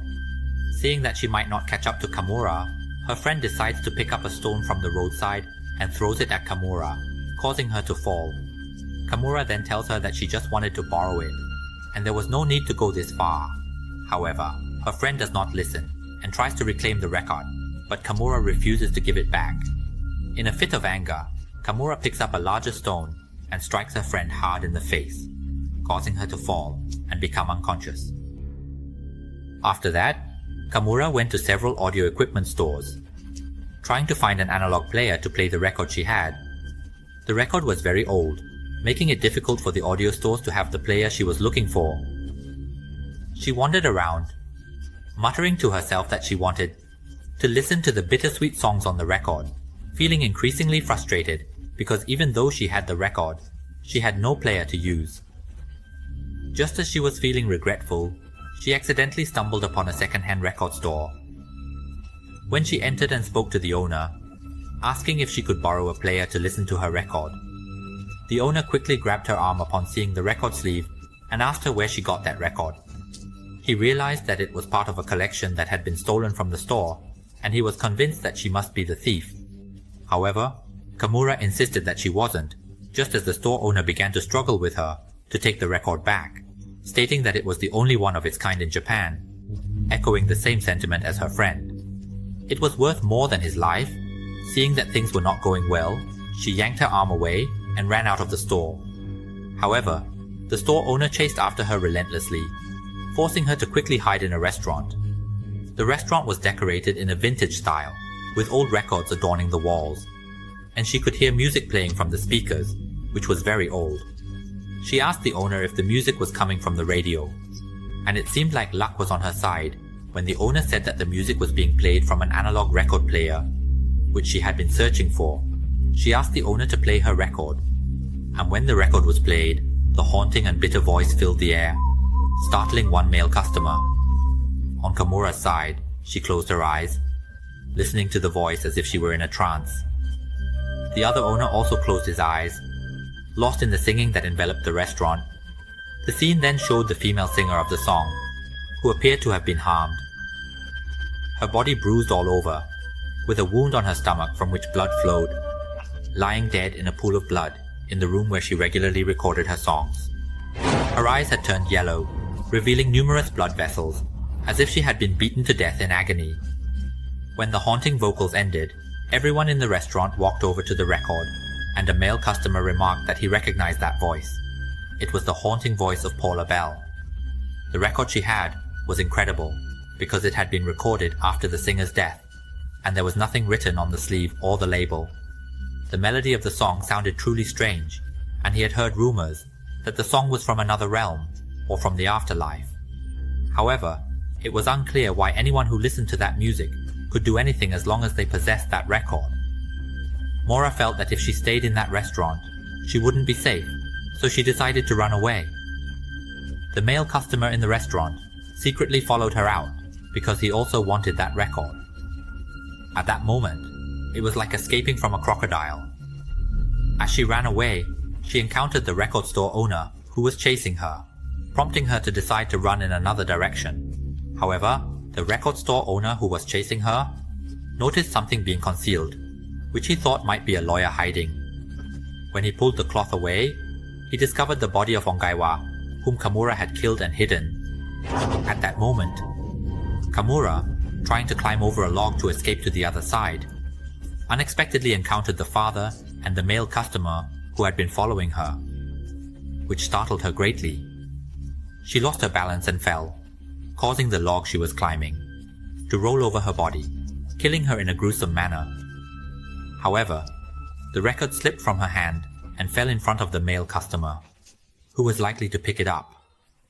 Then, the music from the afterlife began to play again, accompanied by the tragic imagery from that single record.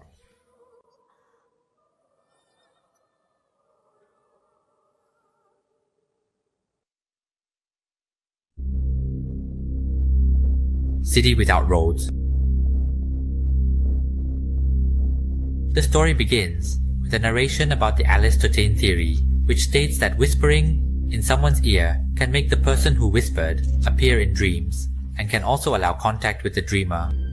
Kijichimoto used this method to enter the dreams of Saiko, the girl he secretly liked. In the dream, Saiko asked him why he didn't tell her directly, to which he replied that he was afraid and lacked confidence, but he affirmed that he truly liked her. Hearing this, Saiko told him to confess to her directly at school the next day, and he promised to do so. However, he wanted her to accept a heart-shaped ring as a gift first. During their conversation, a mysterious man suddenly laughed, and appeared, saying that they both looked pitiful. Saiko asked who he was, and the mysterious man revealed himself as Jack the Ripper. boldly declaring that he would kill them both. Before he could act, Kijichimoto was attacked, causing Saiko to wake up from the dream in shock. When she woke up, she thought it was just a nightmare, but she noticed Kijichimoto's ring box next to her, making her wonder why the box from her dream was suddenly beside her, and the heart-shaped ring was missing. The next day, Ichimoto was found as a stabbed corpse on the street, with no one knowing the identity of the killer. However, there remained a question lingering in her mind. Since Kijichimoto was killed, where did the ring go? Could the mysterious man in her dream, who claimed to be named Jack the Ripper, be the culprit? After the Alice Totain case, she sensed that a chilling event awaited her. That evening, Saiko lost her patience with her family's strange behavior of constantly watching her. She exploded with anger, shouting at everyone, questioning what was wrong with them for spying on her like a bunch of psychos. Her parents, older brother, and younger brother all insisted in unison that they had never done such a thing. Frustrated, she told them they could choose to spy on her room if they wanted, but her family still firmly denied it. She then returned to her room, observing the various holes that had appeared on the walls. Even though she tried to close and seal them, new holes kept forming, forcing her to use tape to cover them. Yet it was still possible for someone to use a pen or pencil to poke through, and fingers would intrude, making the holes larger. Unable to tolerate it, she struck the intruding finger, causing a loud cry of pain. Meanwhile, her parents continued to peek through the door, prompting her to quickly shut it. After that, she found a partition to set up in the middle of her room, hoping to at least have some private space. However, as she approached the field, a sudden loud noise came from the ceiling of her room, causing Saiko to wake up and prepare for revenge. She grabbed a screwdriver and shortly after, the ceiling was punctured. Saiko decided to use the screwdriver to poke into the hole, and as soon as she did, a scream erupted from someone, followed by the sound of rolling on the ceiling, as if something had hit part of their body. The next morning, she noticed that her father seemed to have something in his eye, which he claimed was just a bit of dust, as he and her brother were cutting fabric and had an accident. He justified it as a result of gym class the day before, even though she knew that her father and brother had been injured while trying to spy on her. Unable to tolerate her family's behavior any longer, she decided to run away from home and thought about staying with her aunt for a while. Her aunt lived in a town called Kosato, but when she checked the bus schedule, there were no buses going there, so she decided to walk instead. Saiko continued walking without knowing how long she had been walking, until she came across an intersection, which made her wonder. She vaguely remembered that there used to be a road here, but now it had turned into houses and dead ends everywhere. She tried walking through another alley, only to find another dead end, so she decided to head towards the main road instead. Once she reached the main road, she encountered some construction blocking her path. She began to notice more and more strange things, like shops selling masks and people passing by all wearing masks. Just as she was pondering this, a mysterious man approached her and asked if she was lost. She told him she was looking for a way into the city of Kosato, and the mysterious man offered to guide her, asking her to follow him. However, on the path that the mysterious man led her through, they had to walk past houses where everyone wore masks, as if the city she was entering had no roads at all. It was necessary to walk through other people's homes, and it seemed that the owners of each house willingly allowed it. Eventually, they stopped at a house that refused to open its door for others to pass. Unlike the other houses, this caused the masked people to gather at the door because they couldn't proceed. They began to force their way in and harmed the people inside the house before binding them. Unable to watch, Saiko stepped away, but then returned to help free the homeowner. She learned about the oddities of this city, which had no roads, necessitating that every house keep its doors open for people to pass through. However, it seemed that things had been getting worse lately, as everyone was becoming increasingly frustrated due to the lack of privacy. The homeowner then asked her why she had come to this city, and Saiko explained that she was looking for her aunt who lived in Block 3. They provided her with directions, saying that if she walked along the road, she would find a river, and after crossing the bridge, she would arrive. However, they warned her to be cautious because the area she was heading to was very dangerous, with many abnormal individuals living there, as well as a high rate of crime and serial killers. Hearing this, Saiko, who was already close to her aunt, quickly said her goodbyes to set off for her aunt's house, as she was very worried about her. But if what the homeowner said was true, she wanted to help her aunt get out of there. Before she left, they advised her to wear a mask to blend in with the people there. As she walked in, it felt like she was surrounded by thugs and untrustworthy people, but she gritted her teeth and bravely continued until she reached the bridge, which meant her aunt's house was not far away. Still, she felt uneasy due to the stares from many people as she passed by. Finally, she arrived at her aunt's house and knocked, calling out with concern. When she heard her aunt's voice faintly responding, she felt a wave of relief and joy. However, when her aunt opened the door, Saiko was quite surprised to see her aunt, who was in her late 40s or early 50s, posing in a bikini to welcome her. And she even asked if her aunt still looked beautiful. The two sat down to talk, and Saiko asked about what was happening there, telling her aunt that she came all this way because she was worried about her. However, her aunt was still curious about what Saiko was concerned about regarding her. Saiko explained that she was worried about her aunt living alone in a place like this. Upon hearing this, her aunt couldn't help but laugh and explained to Saiko that the first thing about this city was the ridiculous rules that made her feel suffocated, so she closed the door and stayed on the second floor. Even so, the door was still broken into, and she pointed out that there were holes all over the walls and ceiling because these people used them to spy. Right now, they were probably watching her aunt in a place like this, and maintaining privacy was already crazy. That's why her aunt had to open up and show herself, along with the suggestion to do the same as her aunt. She also told Saiko to throw away the mask and come to expose their beautiful skin together. Hearing this, Saiko felt very disappointed in her aunt because she felt that her aunt was not the same person she used to know.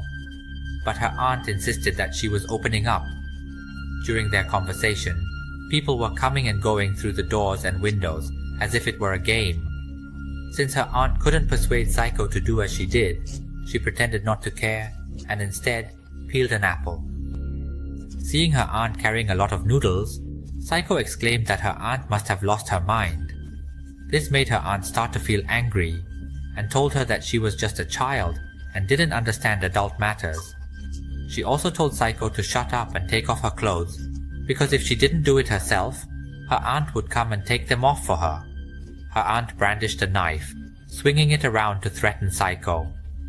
Realizing the situation was getting dangerous, Saiko quickly ran out of the room while her aunt shouted after her, asking anyone nearby to help catch Saiko. Hearing this, Saiko ran for her life until she came across an alley. At that moment, out of the corner of her eye, she spotted a corpse that had been gruesomely killed, causing her to scream in fear. No matter where she looked, she couldn't find an exit, as she kept wandering around the area until she was exhausted. Eventually, she encountered a man with long hair smoking at night, whose demeanor seemed untrustworthy, as he was staring at a hole in the wall. Nearby, she encountered several people with similar long hairstyles, all of whom were peering through holes. Suddenly, those men turned to look at her, making her realize that the tall long hair she saw was actually the head of a creature with dozens of eyes, which they used to watch people through the eyes scattered throughout the city. Faced with this, Saiko was nearly shocked and screamed again as she tried to run away, only to come across the mysterious man who had led her there. He told her that he was worried about her, and when Saiko saw him, she ran to plead for his help to get her out of there. The mysterious man agreed and told her to follow him. However, when he led her to the riverbank, she noticed a heart-shaped ring he was wearing, which resembled the ring that Kichimoto had given her in her dream, but it had disappeared before Kichimoto turned tragic. When the mysterious man saw that Saiko was interested in the heart-shaped ring he wore, he lifted it to give it to her as a gift, putting it on her finger, and he remarked that the ring fit her perfectly. feeling as if they had met before. Saiko then removed her mask and discovered that the mysterious man was indeed Jack the Ripper. When Saiko realized this, she exclaimed that he was the patient Kichimoto had mentioned, to which he admitted and told her to thank Kichimoto, because if Kichimoto hadn't been with her that night, she would have been stabbed long ago. As they spoke, he drew a knife, preparing to stab her, saying it was her turn now. However, just before he could kill her, her aunt suddenly came up from behind and stabbed him with the apple peeler, killing him. Despite this, Saiko still felt terrified of her aunt, trembling until her aunt dropped the knife into the river and told her to walk along the riverbank to leave. Before Saiko could leave, she pleaded for her aunt to come with her, but her aunt turned her back and said nothing. Saiko then walked along the riverbank alone, never to return there again.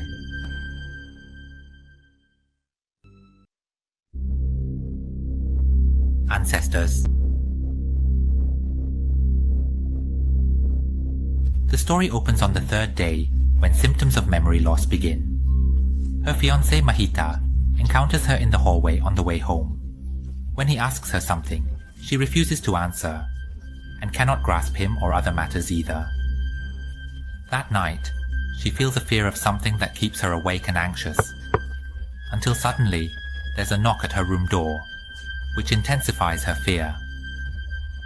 After a while, the door opens, and a giant worm, long and covered in skin like bloody pus, slowly moves toward her, causing her to scream in fear. The next morning, Visa shares her dream with Makita, saying she feels like she's going crazy and often sees hallucinations. He wonders why her hallucinations are always about a giant worm, which she also doesn't understand, but it's very frightening. Seeing her stressed and scared, he invites her to go for a walk outside, thinking that staying in a dark room all day might lead to strange dreams. They walk and rest by a river, where Makita tells her he loves her and asks if she still remembers. Visa struggles to recall past events, but he doesn't mind, knowing she has memory loss. He expresses his fear of losing his own memories, as they are so important. After a while, he invites Visa to his house, mentioning that his father is ill, but it shouldn't be anything serious. When they arrive, it seems his father is still asleep. Before entering, Visa asks if his father's illness is severe, and he tells her that his father used to be a writer of historical fiction, but since falling ill, he can no longer write. His mother passed away when he was still young. After they sat down to talk in the house, Makita noticed that Visa was restless. He told her that she might feel like this is her first time in the house, but in reality, she has been here many times. During their conversation, a strange sound suddenly occurred outside the room. Visa asked him what that sound was, and he explained that it was the sound of his father moving, indicating that he must be waking up. However, she felt that it sounded odd. Soon, his father opened the door and entered, moving in a strange manner. He greeted her and said that since she is going to marry his son, he hopes she will take care of him because he may not have much time left. Meanwhile, Makita tried to tell his father to go back and rest, mentioning that they shouldn't be discussing this now since Visa is still experiencing memory loss. Seeing this, his father moved back out. But during that moment, Visa seemed to hear a woman's voice speaking, though she couldn't place where it came from. She decided to act indifferent, fearing that others would think she was crazy. That evening, she kept thinking about her dream, feeling that the fear was hard to express in words.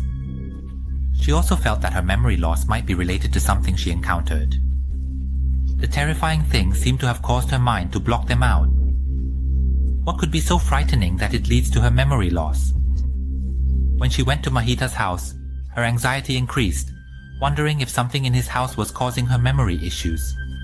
While she was confused and full of doubts, her mother suddenly came in to tell her that Mahita was at the front door. When he saw her, he appeared anxious and apologized for disturbing her, explaining that something serious had happened because his father was in critical condition. He insisted that his father wanted to see her, so he needed her to come with him immediately. Even though she hadn't agreed yet, Makita grabbed her hand and hurried her back to his house. Once they arrived, his father's condition had worsened. He was breathing heavily and sweating profusely. What Visa saw in the room shocked her into silence when she noticed something like a worm or a long creature protruding from her father's head. Makita then told her that it was part of his ancestor's skull, which was above his father's head. Above that is the head of the ancestor, and above it are the heads of his great-grandparents and siblings. The heads of the ancestors from previous generations are connected, and their brains are linked together, like this, allowing the father to share memories. While he was explaining, the father cried out that he couldn't hold on much longer, and that there wasn't much time left. He urged Makita to finish his duties quickly, because they needed to have descendants. Makita replied that he understood. In order to become part of the ancestors, at that moment, Visa began to remember something frightening. When Makita heard this, he quickly turned to her and asked if she remembered, which meant she recalled their agreement to marry. He reassured her that she didn't need to be afraid. Her only duty was to bear children who would carry his bloodline, because he was the last remaining member of his family. If he had no descendants, his lineage would surely disappear, and the memories passed down through generations would be lost forever. He would not allow that to happen.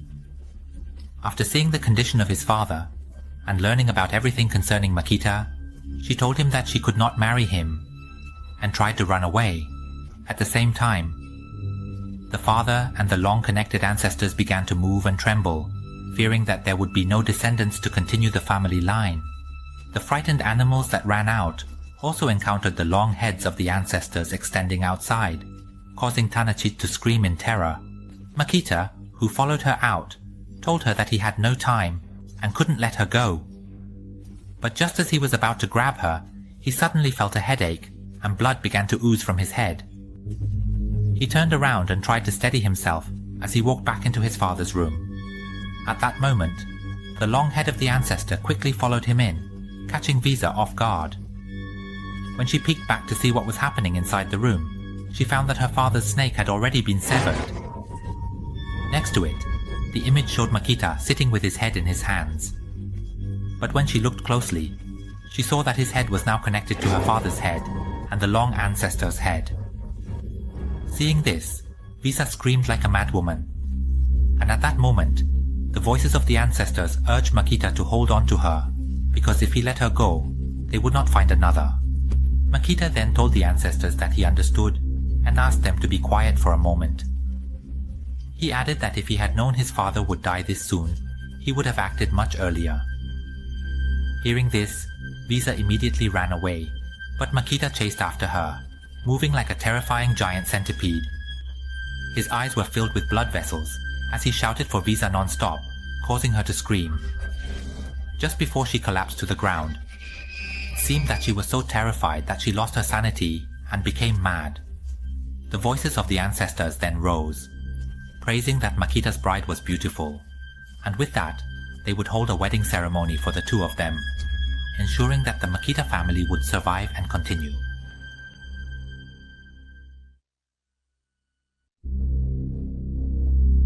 The Animal City has arrived. Some events occur as Makoto is excited to learn that a circus will suddenly perform in the remote village where he lives. At that moment, he is running towards the circus to watch the show inside. Then, the Wild Circus Troupe pilots opened the show, with the leader making a grand introduction and proudly presenting the first act, which began with 3 fun clowns walking on balls, bringing great joy to the audience. But then suddenly, one of the clowns lost balance and fell off the ball, while the audience thought it was part of the act, and laughed at the incident. The troupe leader then called them back behind the scenes, followed by the second act, which was a tightrope performance by the young girl Leria, who was high above the ground. When Makoto saw her, he remembered that he had met her at the park in the neighborhood a few days ago, when he heard that a circus was coming to town. During the performance, Makoto kept wondering where she came from, but with her presence, the Animal City became more captivating. She performed beautifully and gracefully, earning applause from the audience. However, the next act, which involved 3 people tightrope walking together, had no safety measures below, and an unexpected incident occurred when the first person lost their grip, causing all of them to fall to the ground and die. Despite that, the troupe leader pretended that the incident was part of the show and had the 3 surviving clowns bring the bodies back in, continuing the performance nonchalantly. At that moment, Makoto noticed that Lyria was turning her back and closing her eyes, as if she didn't want to acknowledge anything. The next act was a knife-throwing performance by Joe, which went smoothly and was thrilling. Joe then turned to the troupe leader and claimed that his act was the best in the troupe, so the young girl, Lyria, should belong to him. However, the troupe leader thought it was still ordinary and told him to continue performing because there were still knives left. But when Joe resumed his act, one of his thrown knives missed and struck the pole instead, leaving him surprised at himself for missing, despite having practiced countless times. Furthermore, the next knife he threw hit the chest of a fellow troupe member. Immediately, the situation was real, but the troupe leader pretended it was another performance, and had the clowns drag the bodies back in, telling Joe that his act was over. However, Joe refused to give up, and announced to the audience that he had a special and exciting act to show. He lay down on the ground, and threw knives to land beside his body. The first knife fell dangerously close to him, but the second knife did not go as planned. It struck his chest directly, killing him just like his friend. As before, the troupe leader remained indifferent, and had the clowns take the body away while presenting the next act, which was a fire-breathing performance by a muscular man named Dragon. The performance went wrong again when the flames engulfed the performer, causing him to scream in pain. At that moment, Makoto, who was watching, felt that the show was starting to look strange. The next act, a human rocket, also went awry, resulting in the person in the cannon being burned to death. Following that, during the wild animal act, a performer was mauled by a lion, leaving no trace of him. This left the audience stunned and shocked by what they witnessed, raising the question of whether it was real or just a performance, as it looked incredibly realistic. Until it comes to the final show, which features the young girl, Lyria, and the handsome young man, Mario, from Pylus, who must perform an aerial act. However, before he starts, Lyria, who has been turning her back and closing her eyes the whole time, suddenly turns around and shouts for Mario not to perform under any circumstances. She warns him that he has been deceived by the troupe leader, who is not human but a demon or a reaper, who enjoys killing people and collecting souls. She also reveals that he has been using her, and if Mario performs, he will surely die. She pleads and begs him not to perform because they both have feelings for each other. But Mario tells her that he won't miss the performance. He will make it beautiful and become the star of the troupe so that he can marry her. When Lyria cannot hold him back any longer, Mario begins the performance, and suddenly, the rope he is using snaps, causing his body to crash to the ground right in front of her. Upon seeing this, the troupe leader turns to the audience, pretends to cry, and tells them that the circus is now going bankrupt, because all of his talented performers have died in accidents, leaving only worthless clowns behind, along with the troupe owner, and the fragile young girl, Lyria. The troupe leader invites the audience members who are interested to join him, stating that anyone who becomes a star performer will get to marry the young girl Lyria. At that moment, Lyria, feeling helpless, sits and cries, regretting that she has become a tool for the troupe leader to lure more people to their deaths. The offer of marrying Lyria piques the interest of many audience members who wish to join in hopes of marrying her, unaware that it is merely a trap set by the troupe leader. While the leader is pleading for sympathy from the audience, a clown seizes the moment to call out to Lyria, urging her to escape with him immediately. However, the demon troupe leader is quick to react, causing a knife that was stuck in the pole to fall and pierce the clown's chest, killing him as well. Yet, this does not change the gleaming gaze of Makoto, who is staring at Lyria, as if he too intends to join the troupe in hopes of marrying her. The scene cuts to the smiling face of the troupe leader, who asks the audience if they are interested in joining.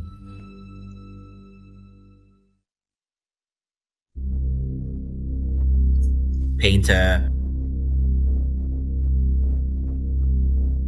The story opens at Mori's exhibition of 7 modern artworks, which has garnered significant interest and seems to be a success. Many people come to congratulate Mori, the artist, who tells the media that he has reached this point thanks to the beautiful model named Nana, who has inspired him to continuously create new works. While fans are crowding around Mori asking for autographs, a woman stops to look at Nana's painting. At first sight, Mori finds her captivating. He approaches her to ask what impressed her about his painting. She replies that his work is indeed well done, but while the model is beautiful, upon closer inspection, she seems to have a strange expression.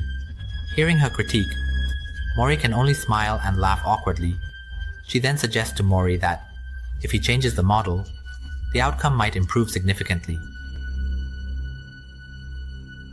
The scene cuts to 2 days later, as Mori is creating a new painting of Nana. That day feels quiet, as if he is deep in thought, prompting the model Nana to ask if he is okay. He replies that he is fine, and compliments her, saying she looks even more beautiful today, assuring her that the next exhibition will surely be great. During their conversation, a woman's laughter suddenly interrupts them. When they turn to look, they see a woman from Mori's exhibition, who has somehow entered his home. She asks Mori if he is still using the same model. Upon hearing this, Nana questions Mori about who she is and why she is speaking so rudely. The woman introduces herself as someone who attended Mori's exhibition the other day and claims that Mori wants to use her as a model because he finds Nana boring. She looks at Nana and says that her expression is strange, which makes Mori lose his motivation to paint. Seeing Mori's stillness today, Nana starts to believe the woman's accusations and leaves the house without listening to Mori's explanations. Mori then turns to the woman and asks her what she intends to do, because she just made an important guest of his misunderstand. She tells him that she can be the model instead. Since it has come to this, Mori agrees to let her be the model, as deep down, he also wants her to participate in the work. While she is posing as a model, he asks for her name, and she tells him her name is Tomi. She explains that she knows his house because he is famous and has the largest house that everyone recognizes. She adds that no girl would dare to do this if she weren't beautiful enough, but she is unsure if Mori can capture her beauty on canvas, as no painter has managed to do so yet. She expresses her desire to preserve her beauty forever. After Mori finishes painting Tomi, when she sees the artwork, she laughs and asks if he is joking. This makes Mori wonder what is so laughable or unattractive about his painting. She tells him that it doesn't even capture 10% of her beauty, which is quite disappointing for her, as she had high expectations. After saying this, she walks out of the house, telling Mori goodbye, and that she no longer wants a lousy painter.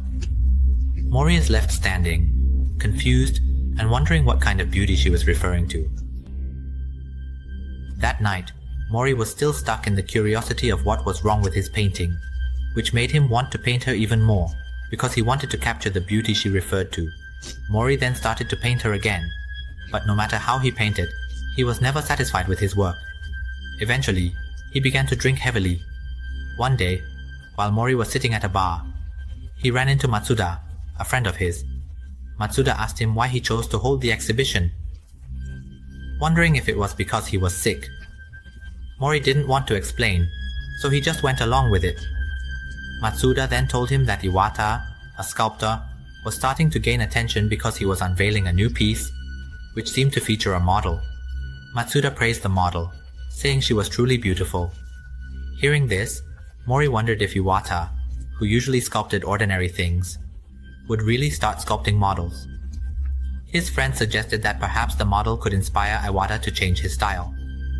Matsuda even had a photo of the two of them walking together, which he showed to Mori. However, the photo accidentally blurred her face, making it hard to see. As soon as Mori saw it, he immediately recognized that it was Tomi. This prompted him to go to Iwata's house in the middle of the night and knock loudly on the door. When Iwata opened the door with a weary face, Mori brought up the new sculpture expressing his desire to see it. However, Iwata told him that it wasn't ready to be shown and tried to close the door, claiming it was his. Mori refused to leave easily, insisting that he wouldn't go home until he saw if Iwata could truly capture Tomi's beauty. He declared that if Iwata wouldn't let him see, he would use force. Before long, Mori attempted to break in and struck Iwata on the head with a sculpture, knocking him unconscious. Mori then entered the house, repeatedly calling out Tomi's name as if he had lost his mind. Inside, he encountered numerous damaged sculptures of Tomi, as if Iwata had tried to sculpt her over and over, but was never satisfied. Next to them, he found Tomi standing silently, looking at him for a moment, before she ran to hug Mori, crying. She said she was very scared. Because Iwata had damaged all the sculptures, claiming he wanted to create a statue that resembled her. This made her heart race, as she thought she could preserve her beauty. However, despite that, Iwata had ruined all the works beyond repair. Hearing this, Mori promised her that he would fulfill her wish and create her beauty on canvas himself. He vowed to do it. Upon hearing this, Tomi was very happy. After that, Mori dedicated all his skills to trying to paint Tomi's beauty on the canvas. While painting, he couldn't stop praising her beauty, which she didn't deny. She even mentioned that it wasn't the first time she had heard such compliments, adding that she had once been nearly killed by a man because her beauty attracted many, leading them to want to cut her into pieces. As he finished the second portrait of Tomi, Mori turned the painting around for her to see. However, the image looked strangely unrealistic as her face appeared frightening, and there was another face beside hers. To make matters worse, there seemed to be a cut mark across her neck, as if it had been severed. Upon seeing this, Tomi felt angry and called Mori cruel, saying he was the worst painter. Mori was puzzled, as he thought the painting looked beautiful, wondering why she would insult him like that. Tomi insisted that she was not a monster, so why did he paint her that way? Mori maintained that the painting was not as she described, and urged her to look at it carefully. She might look at the painting again, so she threw it away. Mori kept asking her what was wrong with the painting, urging her to point it out, which made Tomi, who was angry, laugh as if she were a bipolar model. Seeing her laugh at his work made him furious, and he went on to choke her until she died. That night, in the dark, the sound of chopping flesh echoed, revealing blood, and pieces of Tomi scattered throughout the room. However, the severed parts of her body began to regenerate, as if her cells were multiplying continuously. Mori realized that she was a woman with truly terrifying abilities, as the pieces of her flesh were growing into another version of her.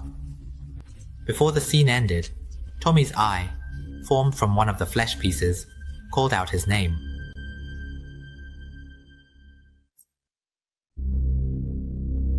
Blood test results. The story takes place in the middle of a mountain where Alcai and Kana are experiencing car trouble on their way, not knowing how to find help, especially as it is getting dark. They decide to leave the car behind and walk along the path to find someone to assist them. However, after walking for over an hour, they still see no sign of people or houses until they come across a cabin, which gives them a glimmer of hope. Alcai notices a group of children sitting together in the cabin, so he calls out to ask for help. However, the children's gaze towards them is frightening and empty. Alcai asks the group where they are from and inquires if they have a phone they could borrow, to which one child coldly replies that they have no phone. Alcai then asks if there is anywhere nearby to find one, but the children do not respond and exhibit strange, eerie behavior. Suddenly, all the children start to tremble, prompting Kana to suggest that they should try to walk away from them. Then the two walked cautiously through the steep grass and out to the other side. But Kana noticed that the group of children was following them. He told Alcai to turn around and look. The children had strange and frightening expressions, and they were holding sharp sticks in their hands. Alcai asked the children if they had a problem with them, stating that if not, they would continue walking. The children did not respond, only staring at them with terrifying eyes. As the two turned to walk away, the group of children suddenly ran towards them and struck Kana on the neck with the sharp stick, causing a bleeding wound. When the children saw Kana's blood, their expressions changed and they lunged at him like carnivorous animals pouncing on their prey.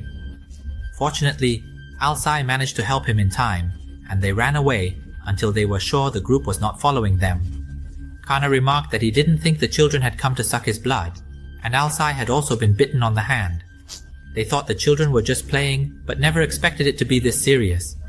After a while, Alcai pointed out to Kana that there was a village ahead, but it looked like an abandoned village, devoid of people, with many houses' walls stained with red, resembling blood. They were still unsure if the stains were blood, and there was also red liquid on the ground, with some debris in it. They chose to overlook it because they needed help more than anything.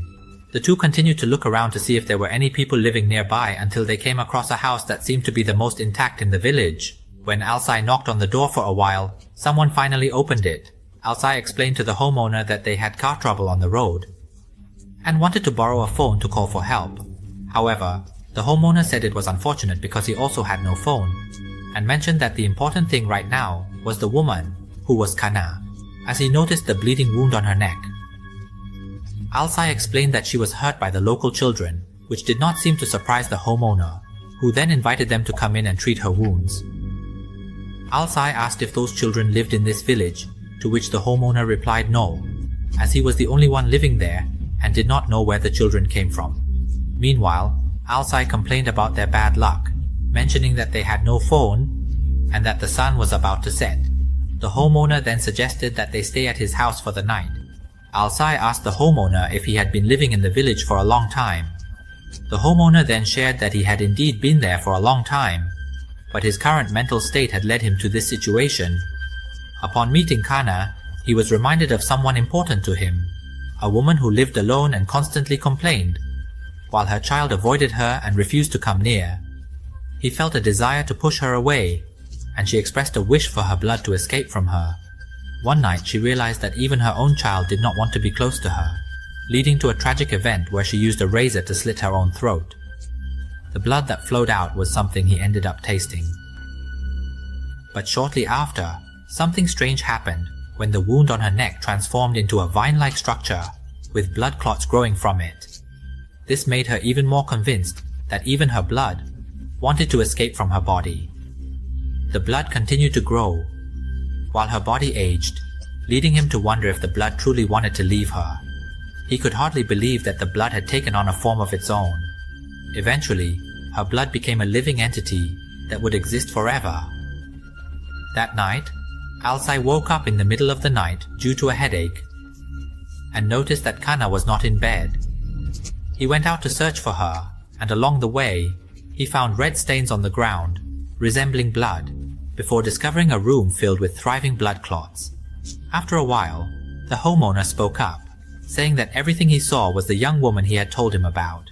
He walked in to touch one of the blood clots, and remarked that the warmth from it indicated that she was still alive. Upon seeing this, Alcai asked where Kana was, and what had happened to her, but the homeowner replied, asking if he was dreaming, as Kana was resting in the room next door. Didn't he remember? Before he could walk out, he told Alcai to rest, because he looked very tired.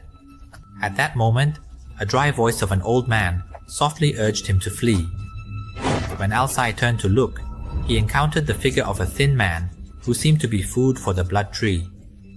The man explained that he was a villager from that village, captured and buried by the homeowner, who had destroyed their village years ago, using a demon to turn the villagers into blood trees that bore blood.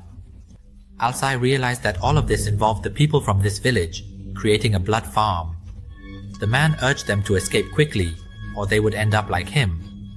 Upon hearing this, Alcai hurried to find Kana, and told her they had to flee. However, at that moment, the homeowner followed them in and said they couldn't escape because they would have to return anyway. He pointed out the blood tree that had begun to grow on Kana's neck.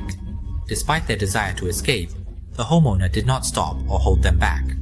After walking for a while, Kana felt very tired and asked if they were safe now. At that moment, Alcai's gaze fell on the blood tree growing on her neck, and he noticed that. In his mind, he recalled what the old man in the blood room had said. The only way to deal with the growing blood tree was to consume the blood clots that had sprouted from oneself. However, anyone who consumed their own blood feel an insatiable thirst for fresh blood, unable to control themselves. At that moment, Alcai noticed that Kana was sucking on the blood clots from her own body, which would likely be the end for both of them.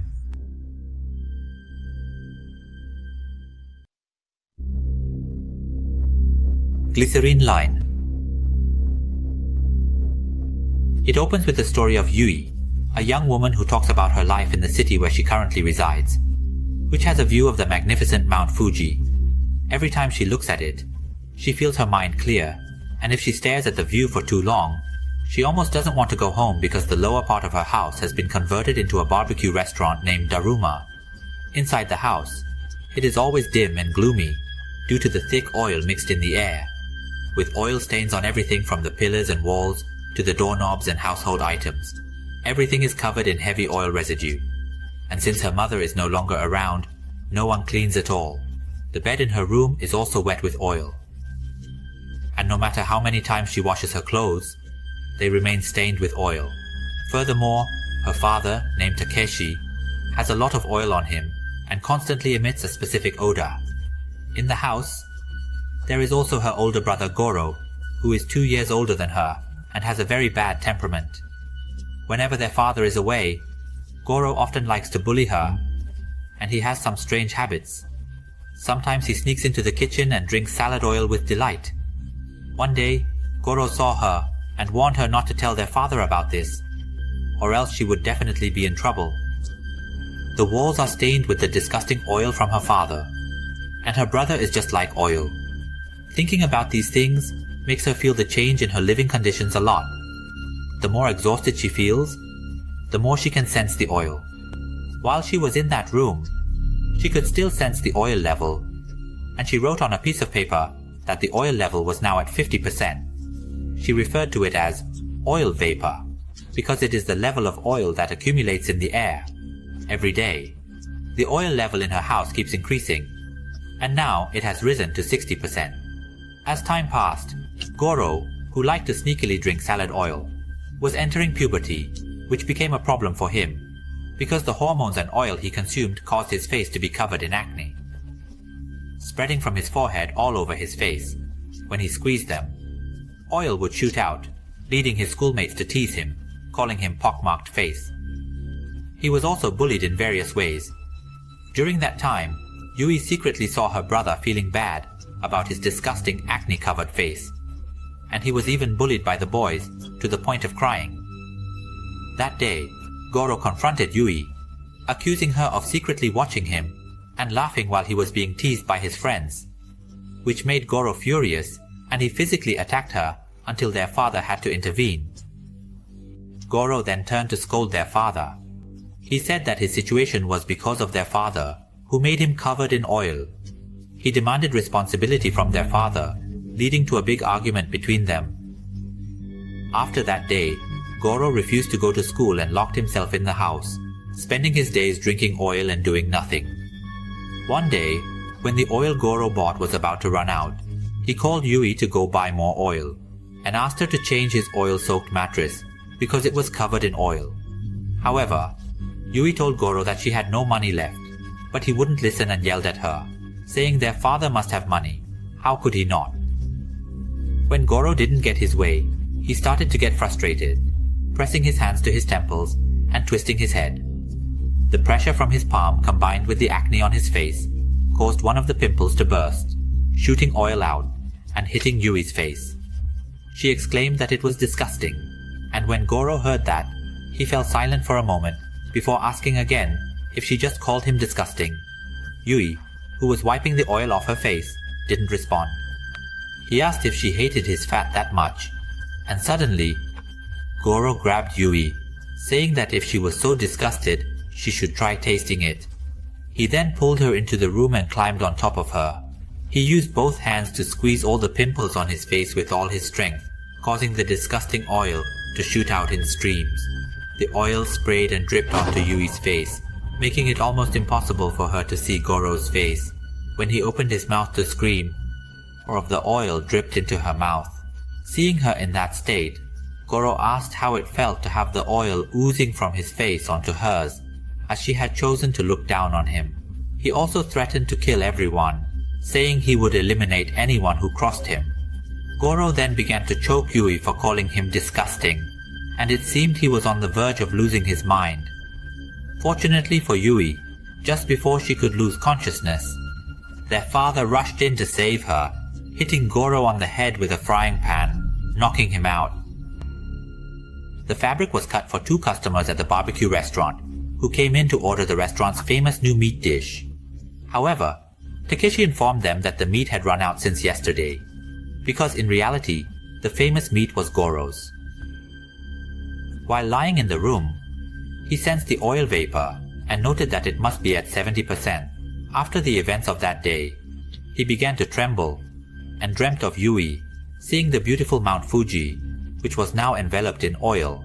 The volcano was about to erupt, and what spewed from the chimney was oil, flooding the entire city. Suddenly, an announcement blared, stating that the oil vapor level was now at 90%. Please listen to the fire fuel warning, which was like a repeated alert.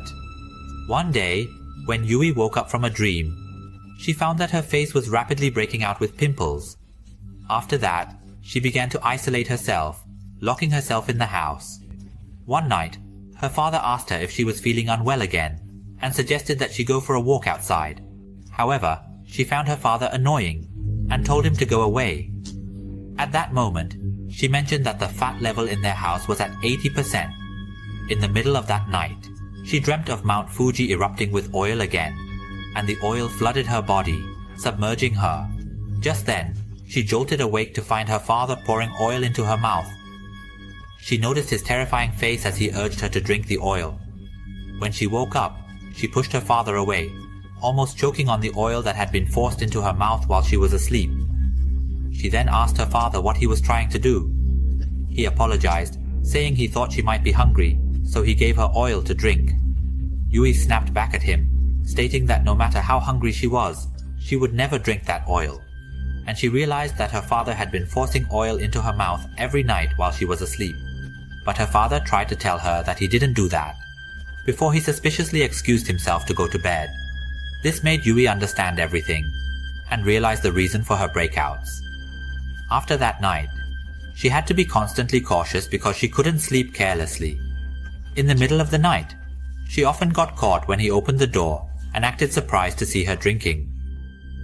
The situation with the oil in the house continued to worsen to the point where her father had to close the shop and spent all day drinking oil. This made him increasingly bloated due to the rising oil levels in his body. Especially as the levels increased, the situation became more severe. After bathing, there would be layers of oil on his body, and the sheets in the cupboard were more oily than before. Then, a strange noise echoed in the house. When Yui came down to check, she noticed that her father was using a knife to chop off his own leg. However, the wound was not bleeding. Instead, yellow oil was oozing out. At that moment, the vapor level had reached 100%.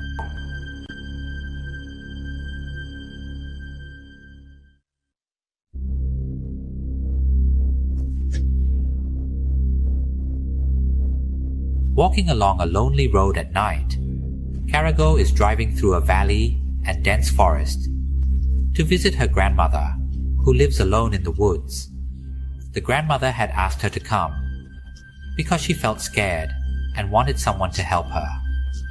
However, the road leading there is winding and does not reach her grandmother's house directly. Kana has to get out of the car and walk down a small hill. Before reaching her grandmother's house, there is a stone bridge crossing a river. As Kana approaches her grandmother's home, she sees the bridge and wonders why her grandmother lives in such a desolate place, devoid of people. As she is about to cross the bridge, she encounters someone standing in the middle of it. She wonders why someone would be standing there at such a late hour, and thinks that perhaps this person is a friend of her grandmother's. But as she walks closer to greet them, she realizes the terrifying truth that the person she approached is not a human. It is the spirit of an old man who still lingers at the bridge. Upon realizing that it is not a person, she quickly runs away and knocks on her grandmother's door in panic. Meanwhile, the spirit of the old man follows her slowly. Fortunately, her grandmother opens the door to welcome her before the spirit can reach her. Kana entered the house and asked her grandmother what that was. The grandmother explained that the spirit was Uncle Kingoro, her real uncle, who passed away when she was still a child. Previously, the spirit of her uncle did not appear this often, but after her grandfather passed away, she had to live alone, and the spirit began to show up every night, standing at the bridge and refusing to leave. The grandmother understands that the departed spirit has likely been waiting for her alone for a long time. In the area that the grandmother mentioned, both of them could hear the voices of many spirits calling for her, echoing around the bridge. Kana asked her grandmother why they could hear so many voices, and the grandmother explained that those voices belonged to all the people in the village who had died and had not yet found peace. They were only haunting her grandmother, trying to pull her spirit down to the river. The grandmother then suggested that Kana try standing to see the spirits that were calling for her. When she saw the spirits, she could hardly believe her eyes that such supernatural occurrences existed.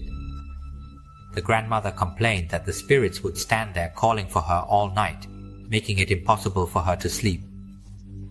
If that were the case, Kana would likely be unable to sleep as well. Seeing this, the grandmother began to tell Kana stories from her childhood to pass the time. She recounted that she was born and raised in this house and had lived there her entire life, which now felt almost devoid of people. However, in the past, the village was very lively, and there were many strange customs, including the way funerals were conducted. The first funeral that the grandmother could still remember was that of Uncle Kingoro. Kana had just encountered this during the funeral. Everyone in the village would gather by the river to send off the deceased. At that time, she was with her mother on the bridge, when someone shouted that Uncle Kingoro was coming. Her mother whispered in her ear to keep an eye on Uncle. Suddenly, Uncle's body floated down the river, and as his raft was about to pass under the bridge, the current unexpectedly pushed the raft against the bridge, causing the raft to capsize, and Uncle's body sank into the water. The villagers who witnessed this remarked that Uncle Kingoro was very unfortunate to fall from the bridge like that. As Uncle's body slowly sank beneath the water, the villagers felt very sorry for him. The grandmother asked her mother what had happened to Uncle, but her mother replied that the river was both wide and deep, and if the body did not float with the current, it would indeed be a pity, because if Uncle's body had remained on the raft, it would have found peace by now. Some who heard her mother say that asked if they hadn't tied the rope to the raft properly, but it couldn't be done because it was a custom that had to be strictly followed. Later, another person in the village died. This time, a young man named Shokichi, who passed away at the age of 20. At that time, the grandmother was 16 years old. She continued to recount that Shokichi was the tallest man in the village, standing about 2 meters tall. Despite his size, he had a kind heart and was her first love, and they had already been engaged. However, Shokichi fell from a tree on the mountain and died before their time. During this funeral, because Shokichi was so tall, the villagers had to use 2 rafts and tie them together for the ceremony, even though the grandmother was deeply saddened. According to tradition, she had to observe. Shokichi's body floated down the river, but it got caught on the edge of the bridge, causing Shokichi's body to fall into the water. Moreover, due to the condition of Shokichi's body, with his long arms and tall stature, it caused his body to float downstream and get stuck under the bridge. At that moment, the grandmother noticed for a brief second that it seemed like Shokichi was opening his eyes and looking at her. His body remained stuck under the bridge for a moment, until someone in the village shouted that they had to do something because they couldn't let the body be swept away by the current like that. The villagers under the bridge used sticks to move Shokichi's body until it floated downstream, and sank into the river, just like Uncle's body. Importantly, the grandmother emphasized that she definitely saw Shokichi open his eyes and look at her, wondering if he had something to tell her. She didn't know, but the gaze seemed to urge her to hurry and follow him. The villagers who had drowned were calling for her, which is why they became spirits and appeared to call for her every night, making her feel scared. At the same time, Kana looked at the bridge again, and this time encountered Shokichi's spirit turning to look at her. The grandmother remarked that soon she would surely have to die, but Kana told her to stop thinking and speaking like that. The reason she returned here today was to take her grandmother away from this place with her the next day. However, the grandmother said it was too late because she was about to die. Upon hearing this, Kana quickly went to comfort her grandmother and told her to stay strong. But the grandmother seemed to know her fate well, so she asked Kana that if she died, to help bury her under the ground. Regardless, she wanted to be taken to float on the river. After finishing that sentence, the grandmother collapsed to the ground and took her last breath, ultimately passing away.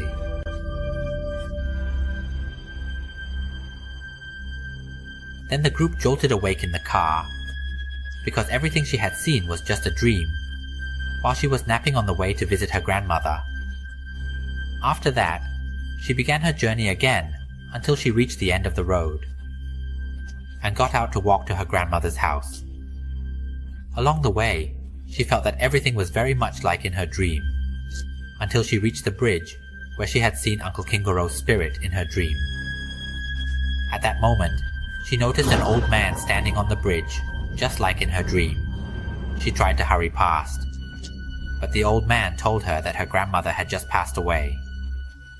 Upon hearing this, she turned to look at the old man and realized that he was not a ghost or spirit, but a friend of her grandmother. After that, Karageni rushed into the house and called for her grandmother. But it turned out that her grandmother was no longer in the house. As she walked out the back of the house, she encountered the spirits of the villagers who had gathered on the bridge to wait for her grandmother's body. Finally, her grandmother's body was placed on a floating platform, and as the body floated past, she noticed that her grandmother had opened her eyes and was looking at her before the body hit the edge of the bridge like other bodies.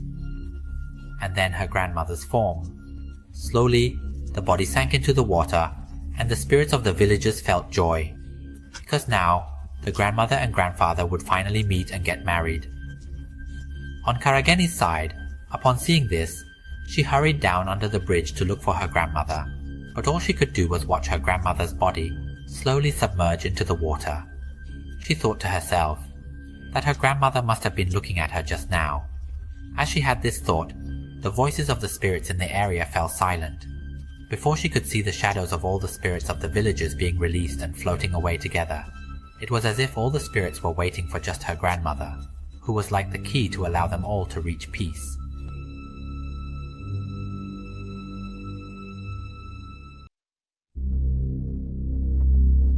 Supernatural New Student. The story opens with Shibayama and 6 others discussing Tsukano, the new student who just transferred. One of them mentions that Tsukano seems to fit in with their group based on appearance, and Shibayama agrees, although he thinks Tsukano looks a bit strange. Just as he finishes speaking, Tsukano walks by, so they don't call him over to introduce himself. Shibayama asks Tsukano about the new school he just moved to, and Tsukano expresses that he really likes it here. Not just the school, but the whole city, as he feels there must be amazing and exciting things waiting for him.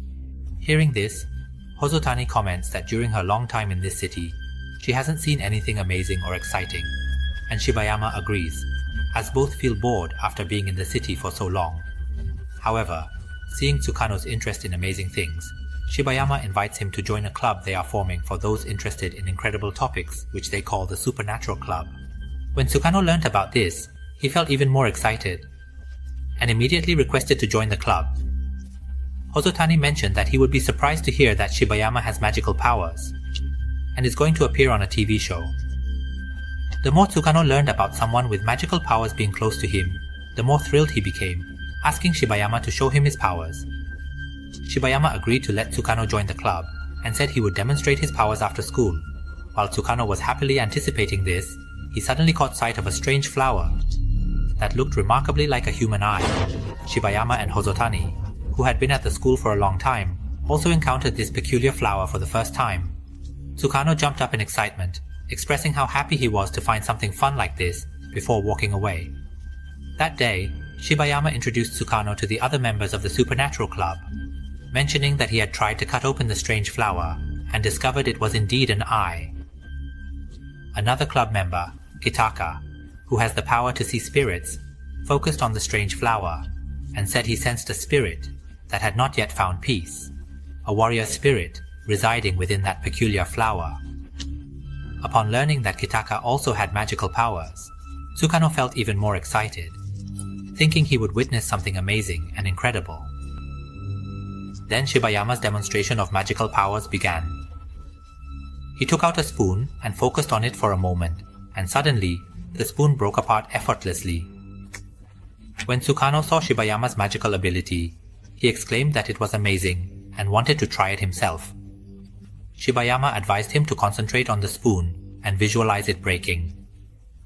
In just a moment, Tsukano managed to break the spoon just like Shibayama did, leading everyone to believe that Tsukano also had magical powers. However, Tsukano revealed that he had no magical powers at all. He then demonstrated that if he bent the spoon back and forth repeatedly until it was almost broken, he could make it tremble slightly, causing it to break apart, as if using telekinesis. This event made everyone in the club question whether Shibayama's powers were just a trick. Shibayama insisted that he used telekinesis and didn't want his friends to misunderstand him. Tsukano, hearing this, said that no one misunderstood because he didn't have telekinesis like Shibayama, so he secretly used a trick instead. The next afternoon, Tsukano talked to Mothoni about Shibayama, who had been isolating himself lately. Tsukano mentioned that it was understandable since the new student, Tsukano, had embarrassed him. However, Mothoni still believed that Shibayama used his telekinesis to break the spoon, while Tsukano used a trick, which was a different method. Mothoni casually remarked that if soldiers were like that, it would be great, which made Hozotani feel that Mothoni was not being fair to Shibayama.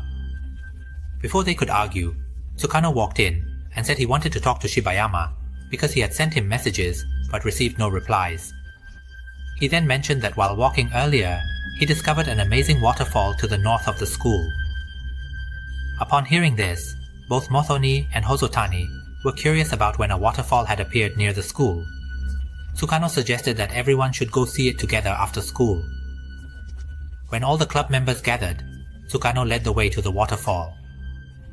Along the way, Hozotani remained skeptical, as she had never seen a waterfall in the school during her time there, but Tsukano insisted that the waterfall was real and something amazing to see.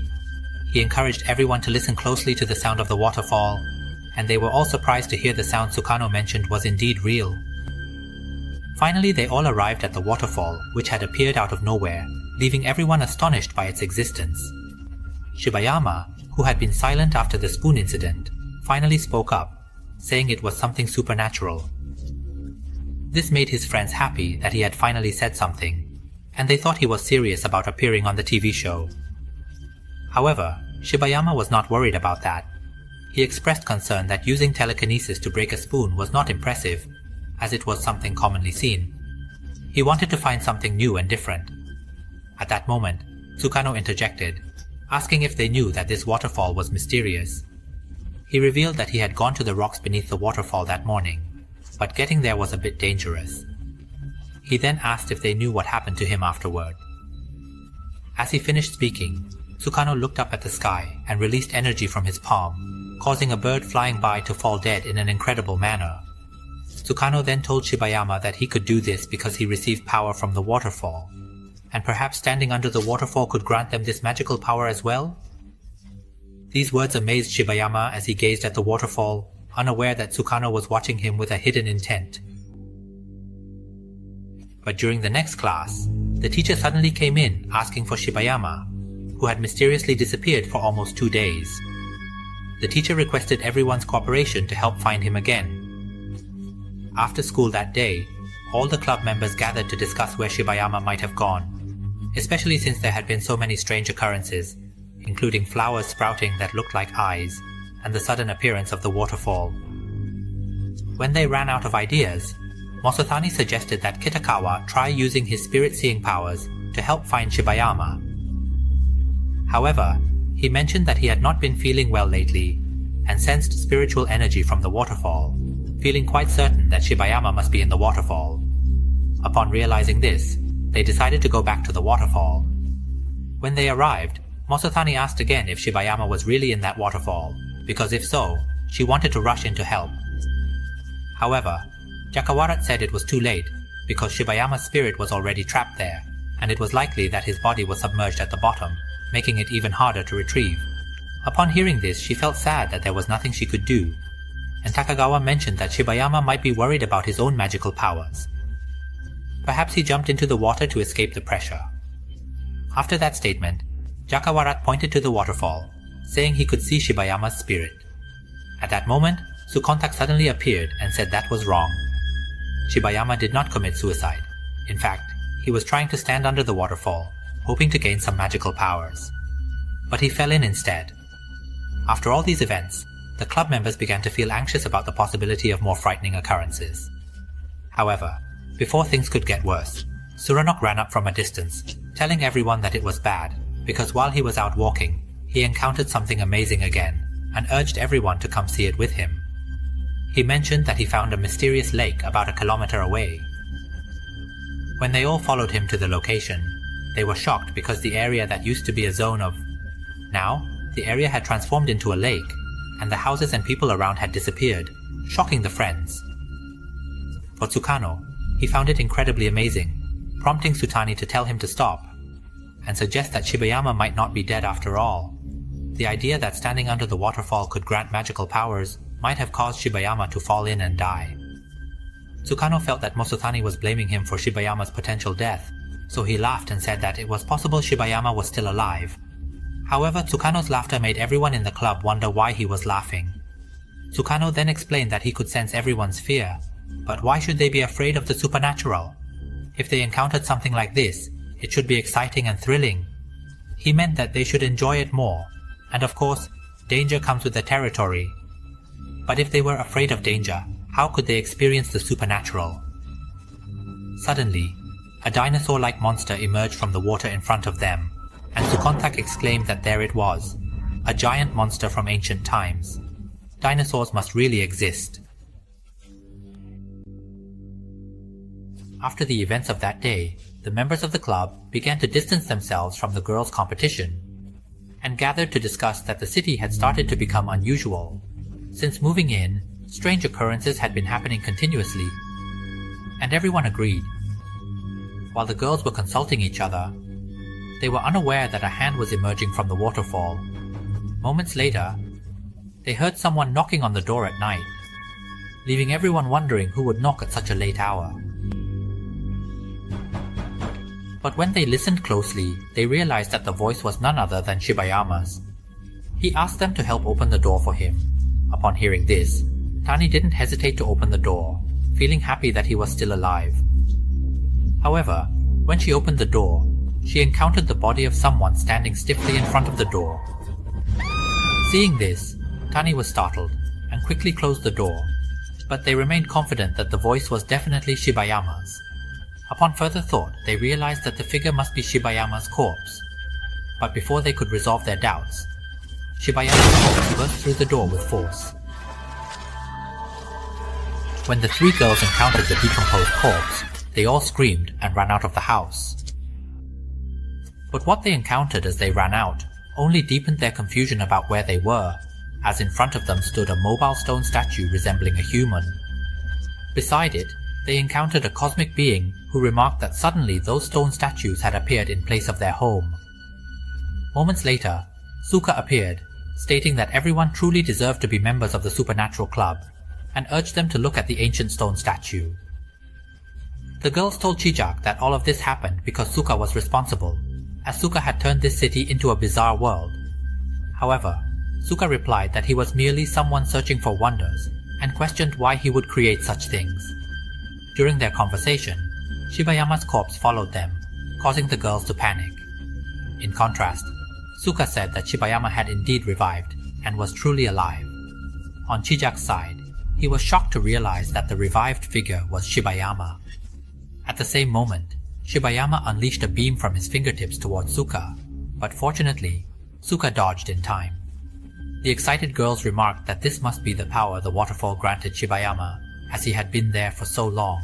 Even as a corpse, he could still wield power, leading to a battle between Chijak and Shibayama's corpse. At this moment, Kijitaka's expression changed, and he laughed like a madman, declaring that this time he would truly kill. He gathered all his power and shot it at Shibayama's corpse, which was hit by the full force, causing all parts of the body to shatter and scatter across the area. Suka remained excited, as if he were cheering for a main boxing match, revealing the truth that he knew what was happening. He had been standing there absorbing power from the waterfall and had seen everything from the beginning, including the moment Shibayama intended to stand under the waterfall but was pushed down by Kijitaka instead. Since everyone knew this, Kijitaka laughed and said, "So you know now?" He added that his claim of being able to see spirits was just a trick, but this power was real. He also mentioned that he was starting to like the strange world that Suka had created, and from now on, it would make the city more fun. However, upon hearing this, Suka apologized, saying he couldn't accept that. It was a bit unfortunate. Then the scene shifted to the next temple, where the students had already transferred schools and the city returned to normal. However, Shibayama did not come back, and neither did Chijak, who had also disappeared. There were rumors that Chijak was searching for Suka, but we still wondered about Suka, and what strange things he might encounter in the new place he had moved to.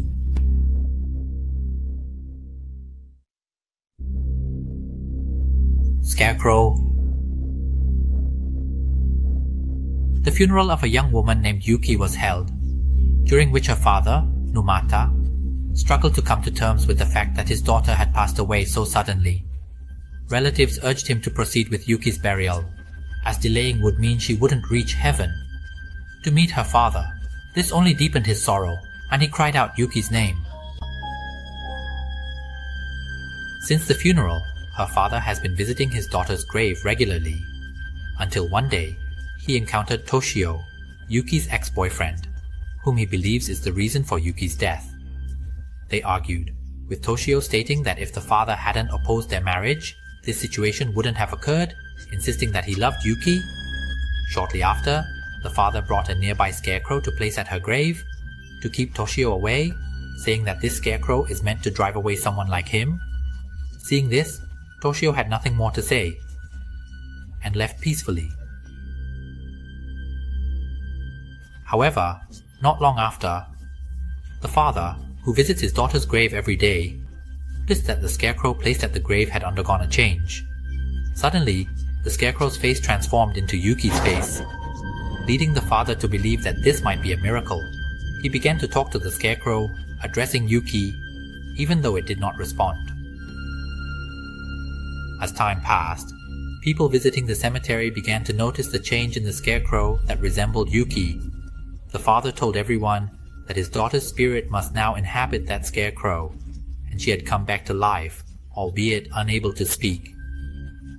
He had previously tried to bring the scarecrow home, but it reverted to its original form, so he could only dress it in clothes that his daughter liked. Soon, the story of this father and daughter spread, attracting many villagers and outsiders to bury their loved ones at that cemetery, also placing scarecrows at the graves. Strangely, every scarecrow transformed into the likeness of the deceased, as if they had come back to life in this cemetery. However, there was a family that had just lost their beloved son, and the husband and wife had differing opinions. The husband believed that placing scarecrows was superstitious and would prevent the spirits from reincarnating, while the wife, still grieving for their son, tried every way possible to see her son's face again.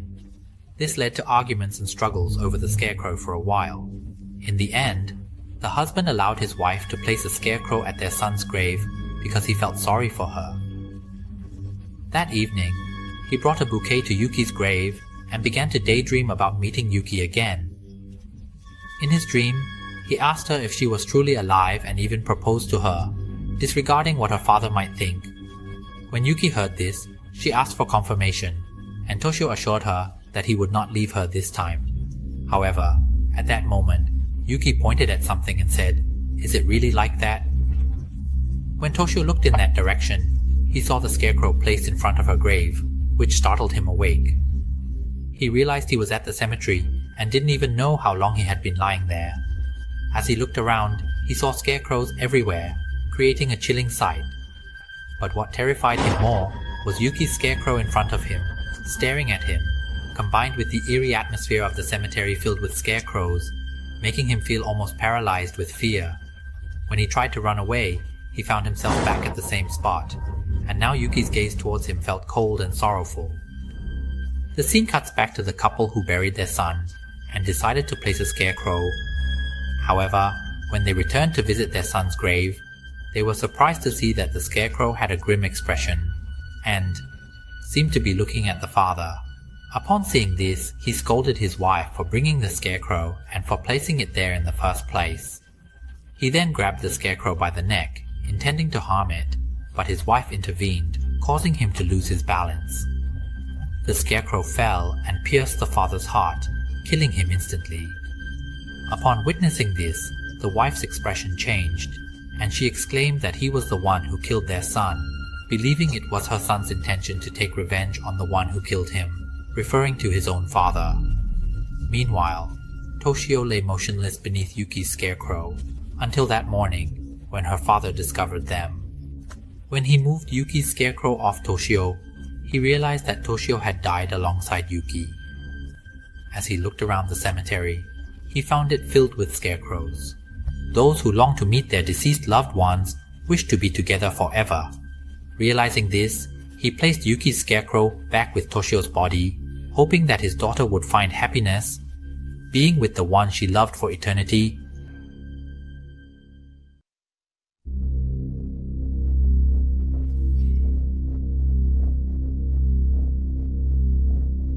The story opens in the middle of a wild forest, where Oki, a young man, is trudging through the woods without feeling tired, even though the path is full of thorns, and he's been bitten by countless mosquitoes. He keeps moving forward, as if he's trying to find something in this forest, until he encounters a father, and a village of a tribe. Then the scene cuts to Oki's room, with a bottle with something. He mentions he thought he might not survive. Tsukio, listening, asks if he really risked it to get this strange bottle. Oki replies that the bottle contains nectar, and explains he got this nectar from a tribe. He says it's nectar from a certain plant that requires risking your life to obtain, but the taste of this nectar is so good, like divine water. Hearing, Tsukio asks if it's really that delicious. Before letting Tsukio try it, he wants to drink the nectar without getting caught, as told by the tribe. However, Tsukio ignores it, thinking it's just tasting. After Tsukio tastes the nectar, his pupils dilate, showing it's the best he's had.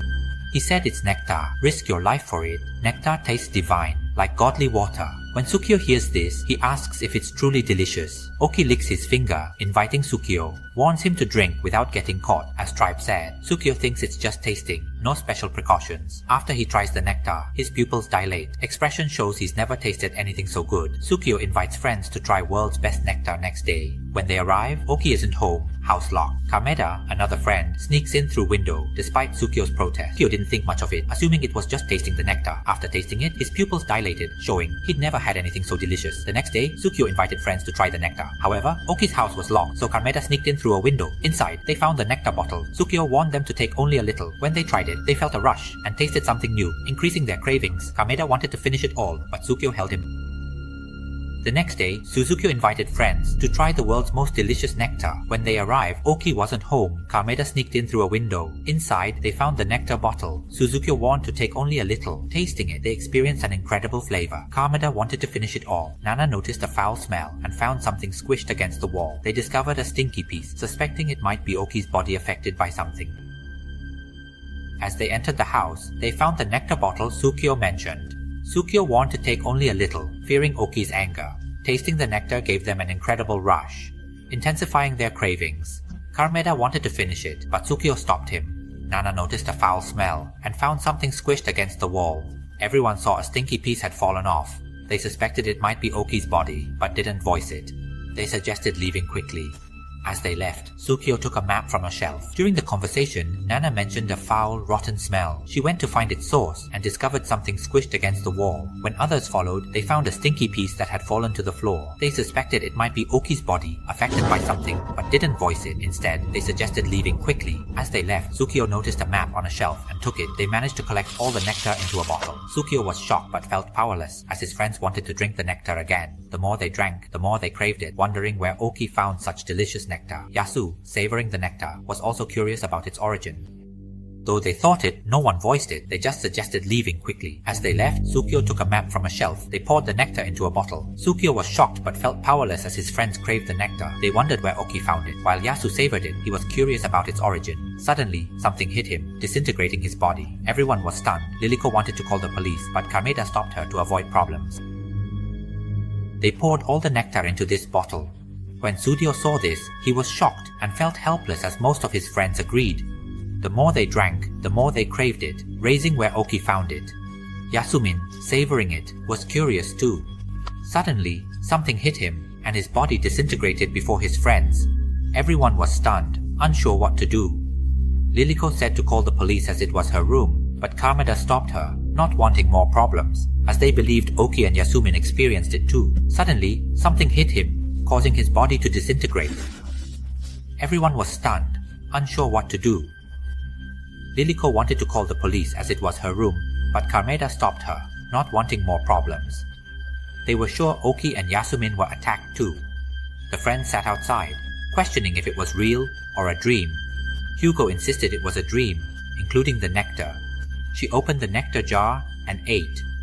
As nectar dripped from her fingers, she was crushed. They were also certain that Oki and Yasumin would want something similar, which was to be hit by something. After that, the friends sat outside discussing if they were dreaming. Hugo said it must be a dream and opened the nectar jar. As nectar dripped from her fingers, her body was crushed, becoming another victim. This made Skill realize the nectar was the cause, as Oki had warned them to drink it without getting caught. The tribe that gave Oki the nectar had mentioned this, and since Oki didn't believe it, he was crushed. After that, the friends were too scared to eat the nectar again. Tsukio told Nana that someone found their friends' bodies, and reports said their friends were dying one by one. The screams of the remaining friends made Skill realize the situation was linked to the nectar. Oki had warned them to drink it discreetly, as the tribe had advised. Oki, not believing it, was crushed while drinking, like Yasumin and Go. Afterwards, the others feared drinking the nectar again. However, its deliciousness ruined their taste buds, making other food bland. Nana and Tsukio lost weight. Tsukio mentioned their friends' bodies were found, and they were dying one by one. Nana believed those who died had tried the nectar, and besides her and Tsukio, only Kameda had given it to others. Kameda then entered, noting their thinness and poor eating. They replied that nothing tasted good except the dangerous nectar.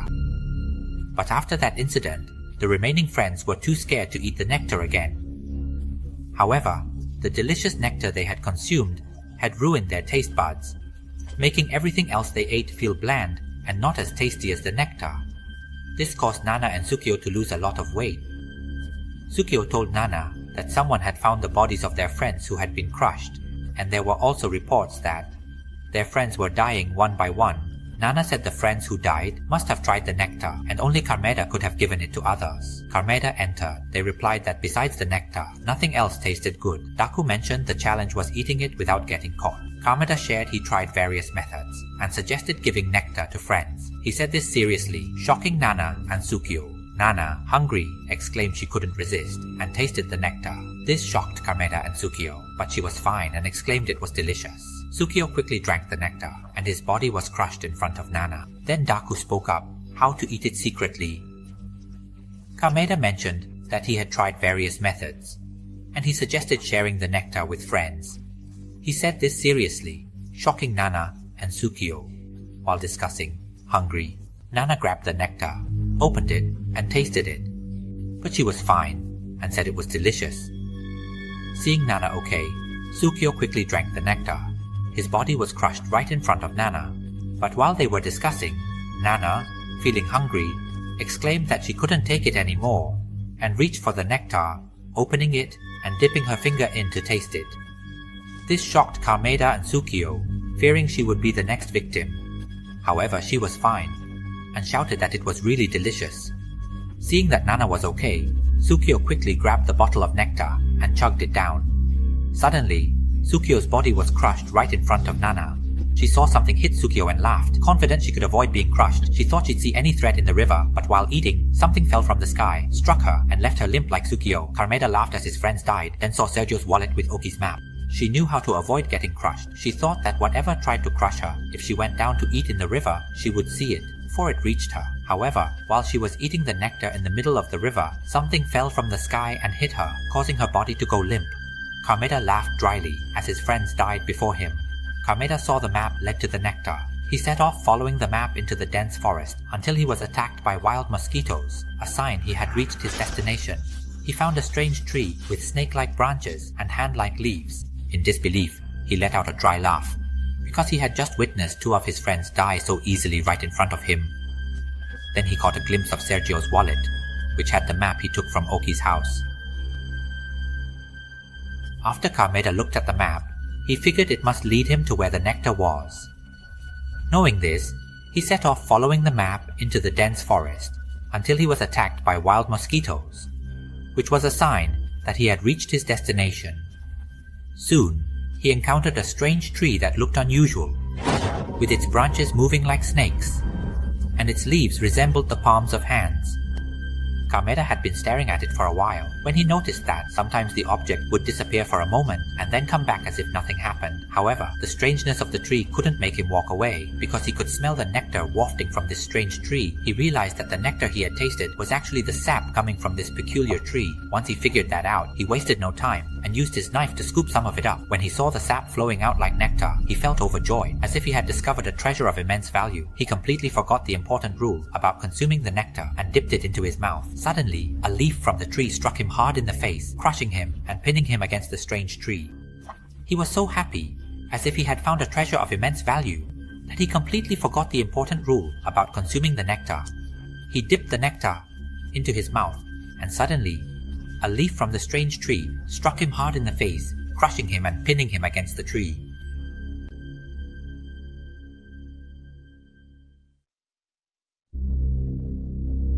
Midori likes. Thinking of Ozuka-kun, the handsome boy who is the crush of many girls, and the one who has feelings for Ozuka is Midori, a girl who secretly likes him. But last week, Ozuka had a sudden stomachache and hasn't returned to school yet. Midori, while looking at Ozuka's empty desk, catches a glimpse of Soichi making funny faces and showing off his crooked smile to her. When Midori saw this, she walked over to chat with other friends, ignoring Soichi as if she didn't care about him. However, suddenly, other classmates came over to talk to Soichi, gossiping about him. They were discussing various things, like how Soichi works for a newspaper and is part of an adult baseball team, among other things. Soichi was being talked about by his friends without even knowing where all this was coming from. During that time, Soichi often found himself the subject of gossip among his peers. That afternoon, the gossip about Soichi kept updating, with friends chatting about how he helped an old person cross the street, along with the big news that Soichi is related to Kagawa Kentaro from the famous band Smoke. Soichi was the talk of the afternoon. Friends discussed his help to an old person, and his relation to Kagawa Kentaro from Smoke. This news made him popular at school, with girls wanting Kagawa's autograph. Soichi pretended reluctance, but couldn't hide his secrets. After many requests, he agreed to get the autograph, making the girls scream with joy. This news really turned Soichi, who usually didn't get much attention, into the center of interest for his friends and the girls at school, who surrounded him because they wanted him to get Kagawa's autograph. Soichi pretended to be reluctant, trying to keep his secrets hidden, but he couldn't understand how his friends kept finding out about him. After being begged repeatedly, Soichi finally agreed. Go get the autograph for everyone. When they found out about this, they screamed with joy and said that they loved Soichi the most. After school that day, Soichi sat thinking to himself about how the girls had really started to get close to him, all because of the rumor that he was related to Kagawa. Realizing this, he came up with a plan to prank those girls by telling them that he had gotten just one autograph. He thought it would be fun to watch the girls fight over it, which would be really entertaining for him. The scene cuts to Midori, about to visit Ozuka in the hospital holding flowers. However, she feels reckless because Ozuka might laugh at her, fearing they can't look at each other the same. She bravely visits Ozuka and sees Madoka, who visited first with flowers, Ozuka gets the flowers. Midori feels overshadowed. Madoka says Soichi saved a kid from a car, praised as a hero. Midori only focuses on Madoka, wondering if she likes Ozuka too. Later, Midori hears Soichi telling friends he is dating a girl, repeating it. So, Midori heard Soichi talking about how he saved a kid from getting hit by a car, and the principal praised him as the school's hero. But right now, she wasn't focused on anything else but Madoka, who had visited Ozuka with her the other day. This made her wonder if Madoka might secretly have a crush on Ozuka too. That noon, while Midori was taking out the trash, she overheard Soichi mumbling to a group of friends, claiming that he and the girl were dating, repeating it over and over. It seemed like another rumor Soichi had made up to get his friends, or anyone who heard him, to believe the stories he was spreading. That noon, Midori overheard Soichi telling friends he was dating a girl. Repeating it, Soichi had created a curse to make others believe his rumors. It worked when a friend said Soichi and Midori were dating. Midori, angry, slammed the table, calling it a lie. She had seen Soichi earlier and knew he was spreading rumors. Friends pressed Soichi for the truth. He denied it was a rumor and showed a fake Kagawa autograph. His friends realized Soichi had made up the rumor before they could react. Soichi ran out of the classroom. It seems that the rumor worked when one friend announced that Soichi and Midori were dating.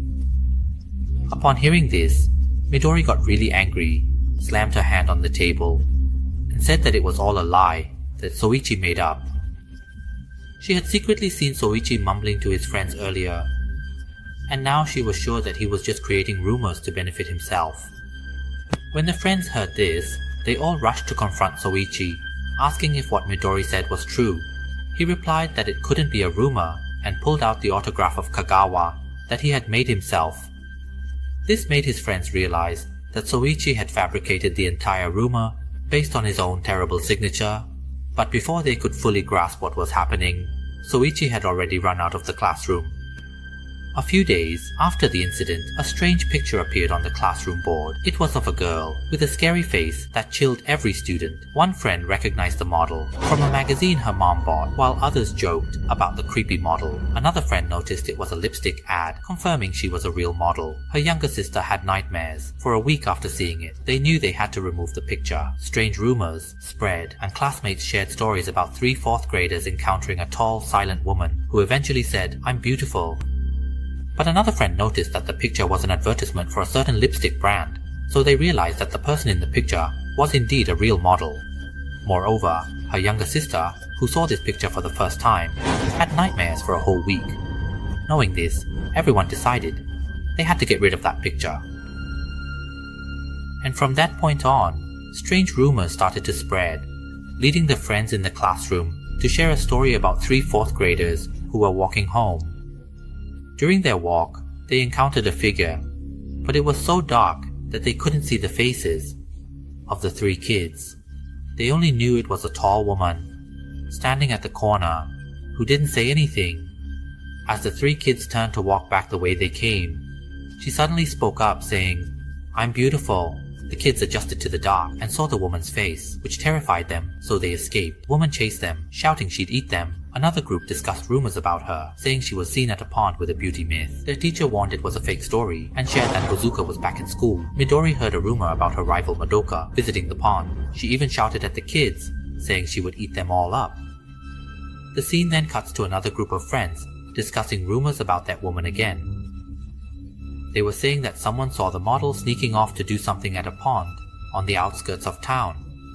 This pond had once been famous for the rumor that if you soaked in it, you would become beautiful, and the rumor had spread widely. One day, my homeroom teacher warned the students not to fall for the rumors about the pond because it was just a fake story. The teacher also had some good news to share. The heartthrob of the girls, Ozuka, was back in school after being in the hospital for a while. That afternoon, while Midori was chatting with her friends, she overheard a rumor about her romantic rival, Madoka, saying that she had gone to soak in the pond that was said to make you beautiful. Her friends mentioned that the only reason Madoka would do that was because she was interested in Ozuka. One of Midori's close friends, who knew that Midori also had a crush on Ozuka, asked her what she was going to do about it. If she didn't act quickly, it seemed like Ozuka would end up with Madoka for sure.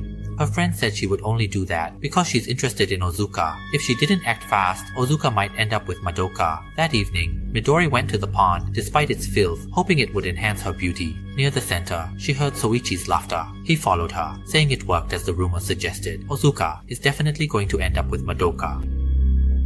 That evening, Midori decided to go to that famous pond and soak in it, even though it was full of trash and filth. She tried to endure it, hoping that it would make her more beautiful. As she was walking down and getting close to the middle of the pond, she suddenly heard Soichi's laughter behind her. It turned out that Soichi had secretly followed her and said it really worked. Just like he expected, for her to soak in the pond as the rumors suggested. The story about the creepy model and Madoka in the pond was Soichi's doing. Midori fell for his trick and he took a picture of her. As he tried to take the picture, an earthquake struck, causing birds to flee. Suddenly, a head emerged from the pond. They encountered the model Soichi had spread rumors about. The model asked Soichi who allowed him to take her picture and which magazine sent him. She warned him about taking pictures without permission. Midori quickly climbed out and ran, leaving Soichi alone with the model. Soichi complimented her beauty before the scene cut to black. Suddenly, in the middle of the pond, a head popped up from the water. They finally encountered that terrifying model, the one Soichi had spread rumors about. It was quite a coincidence that she ended up in this town. The creepy model asked Soichi who gave him permission to take her picture, and how he knew she was there. Which magazine sent him?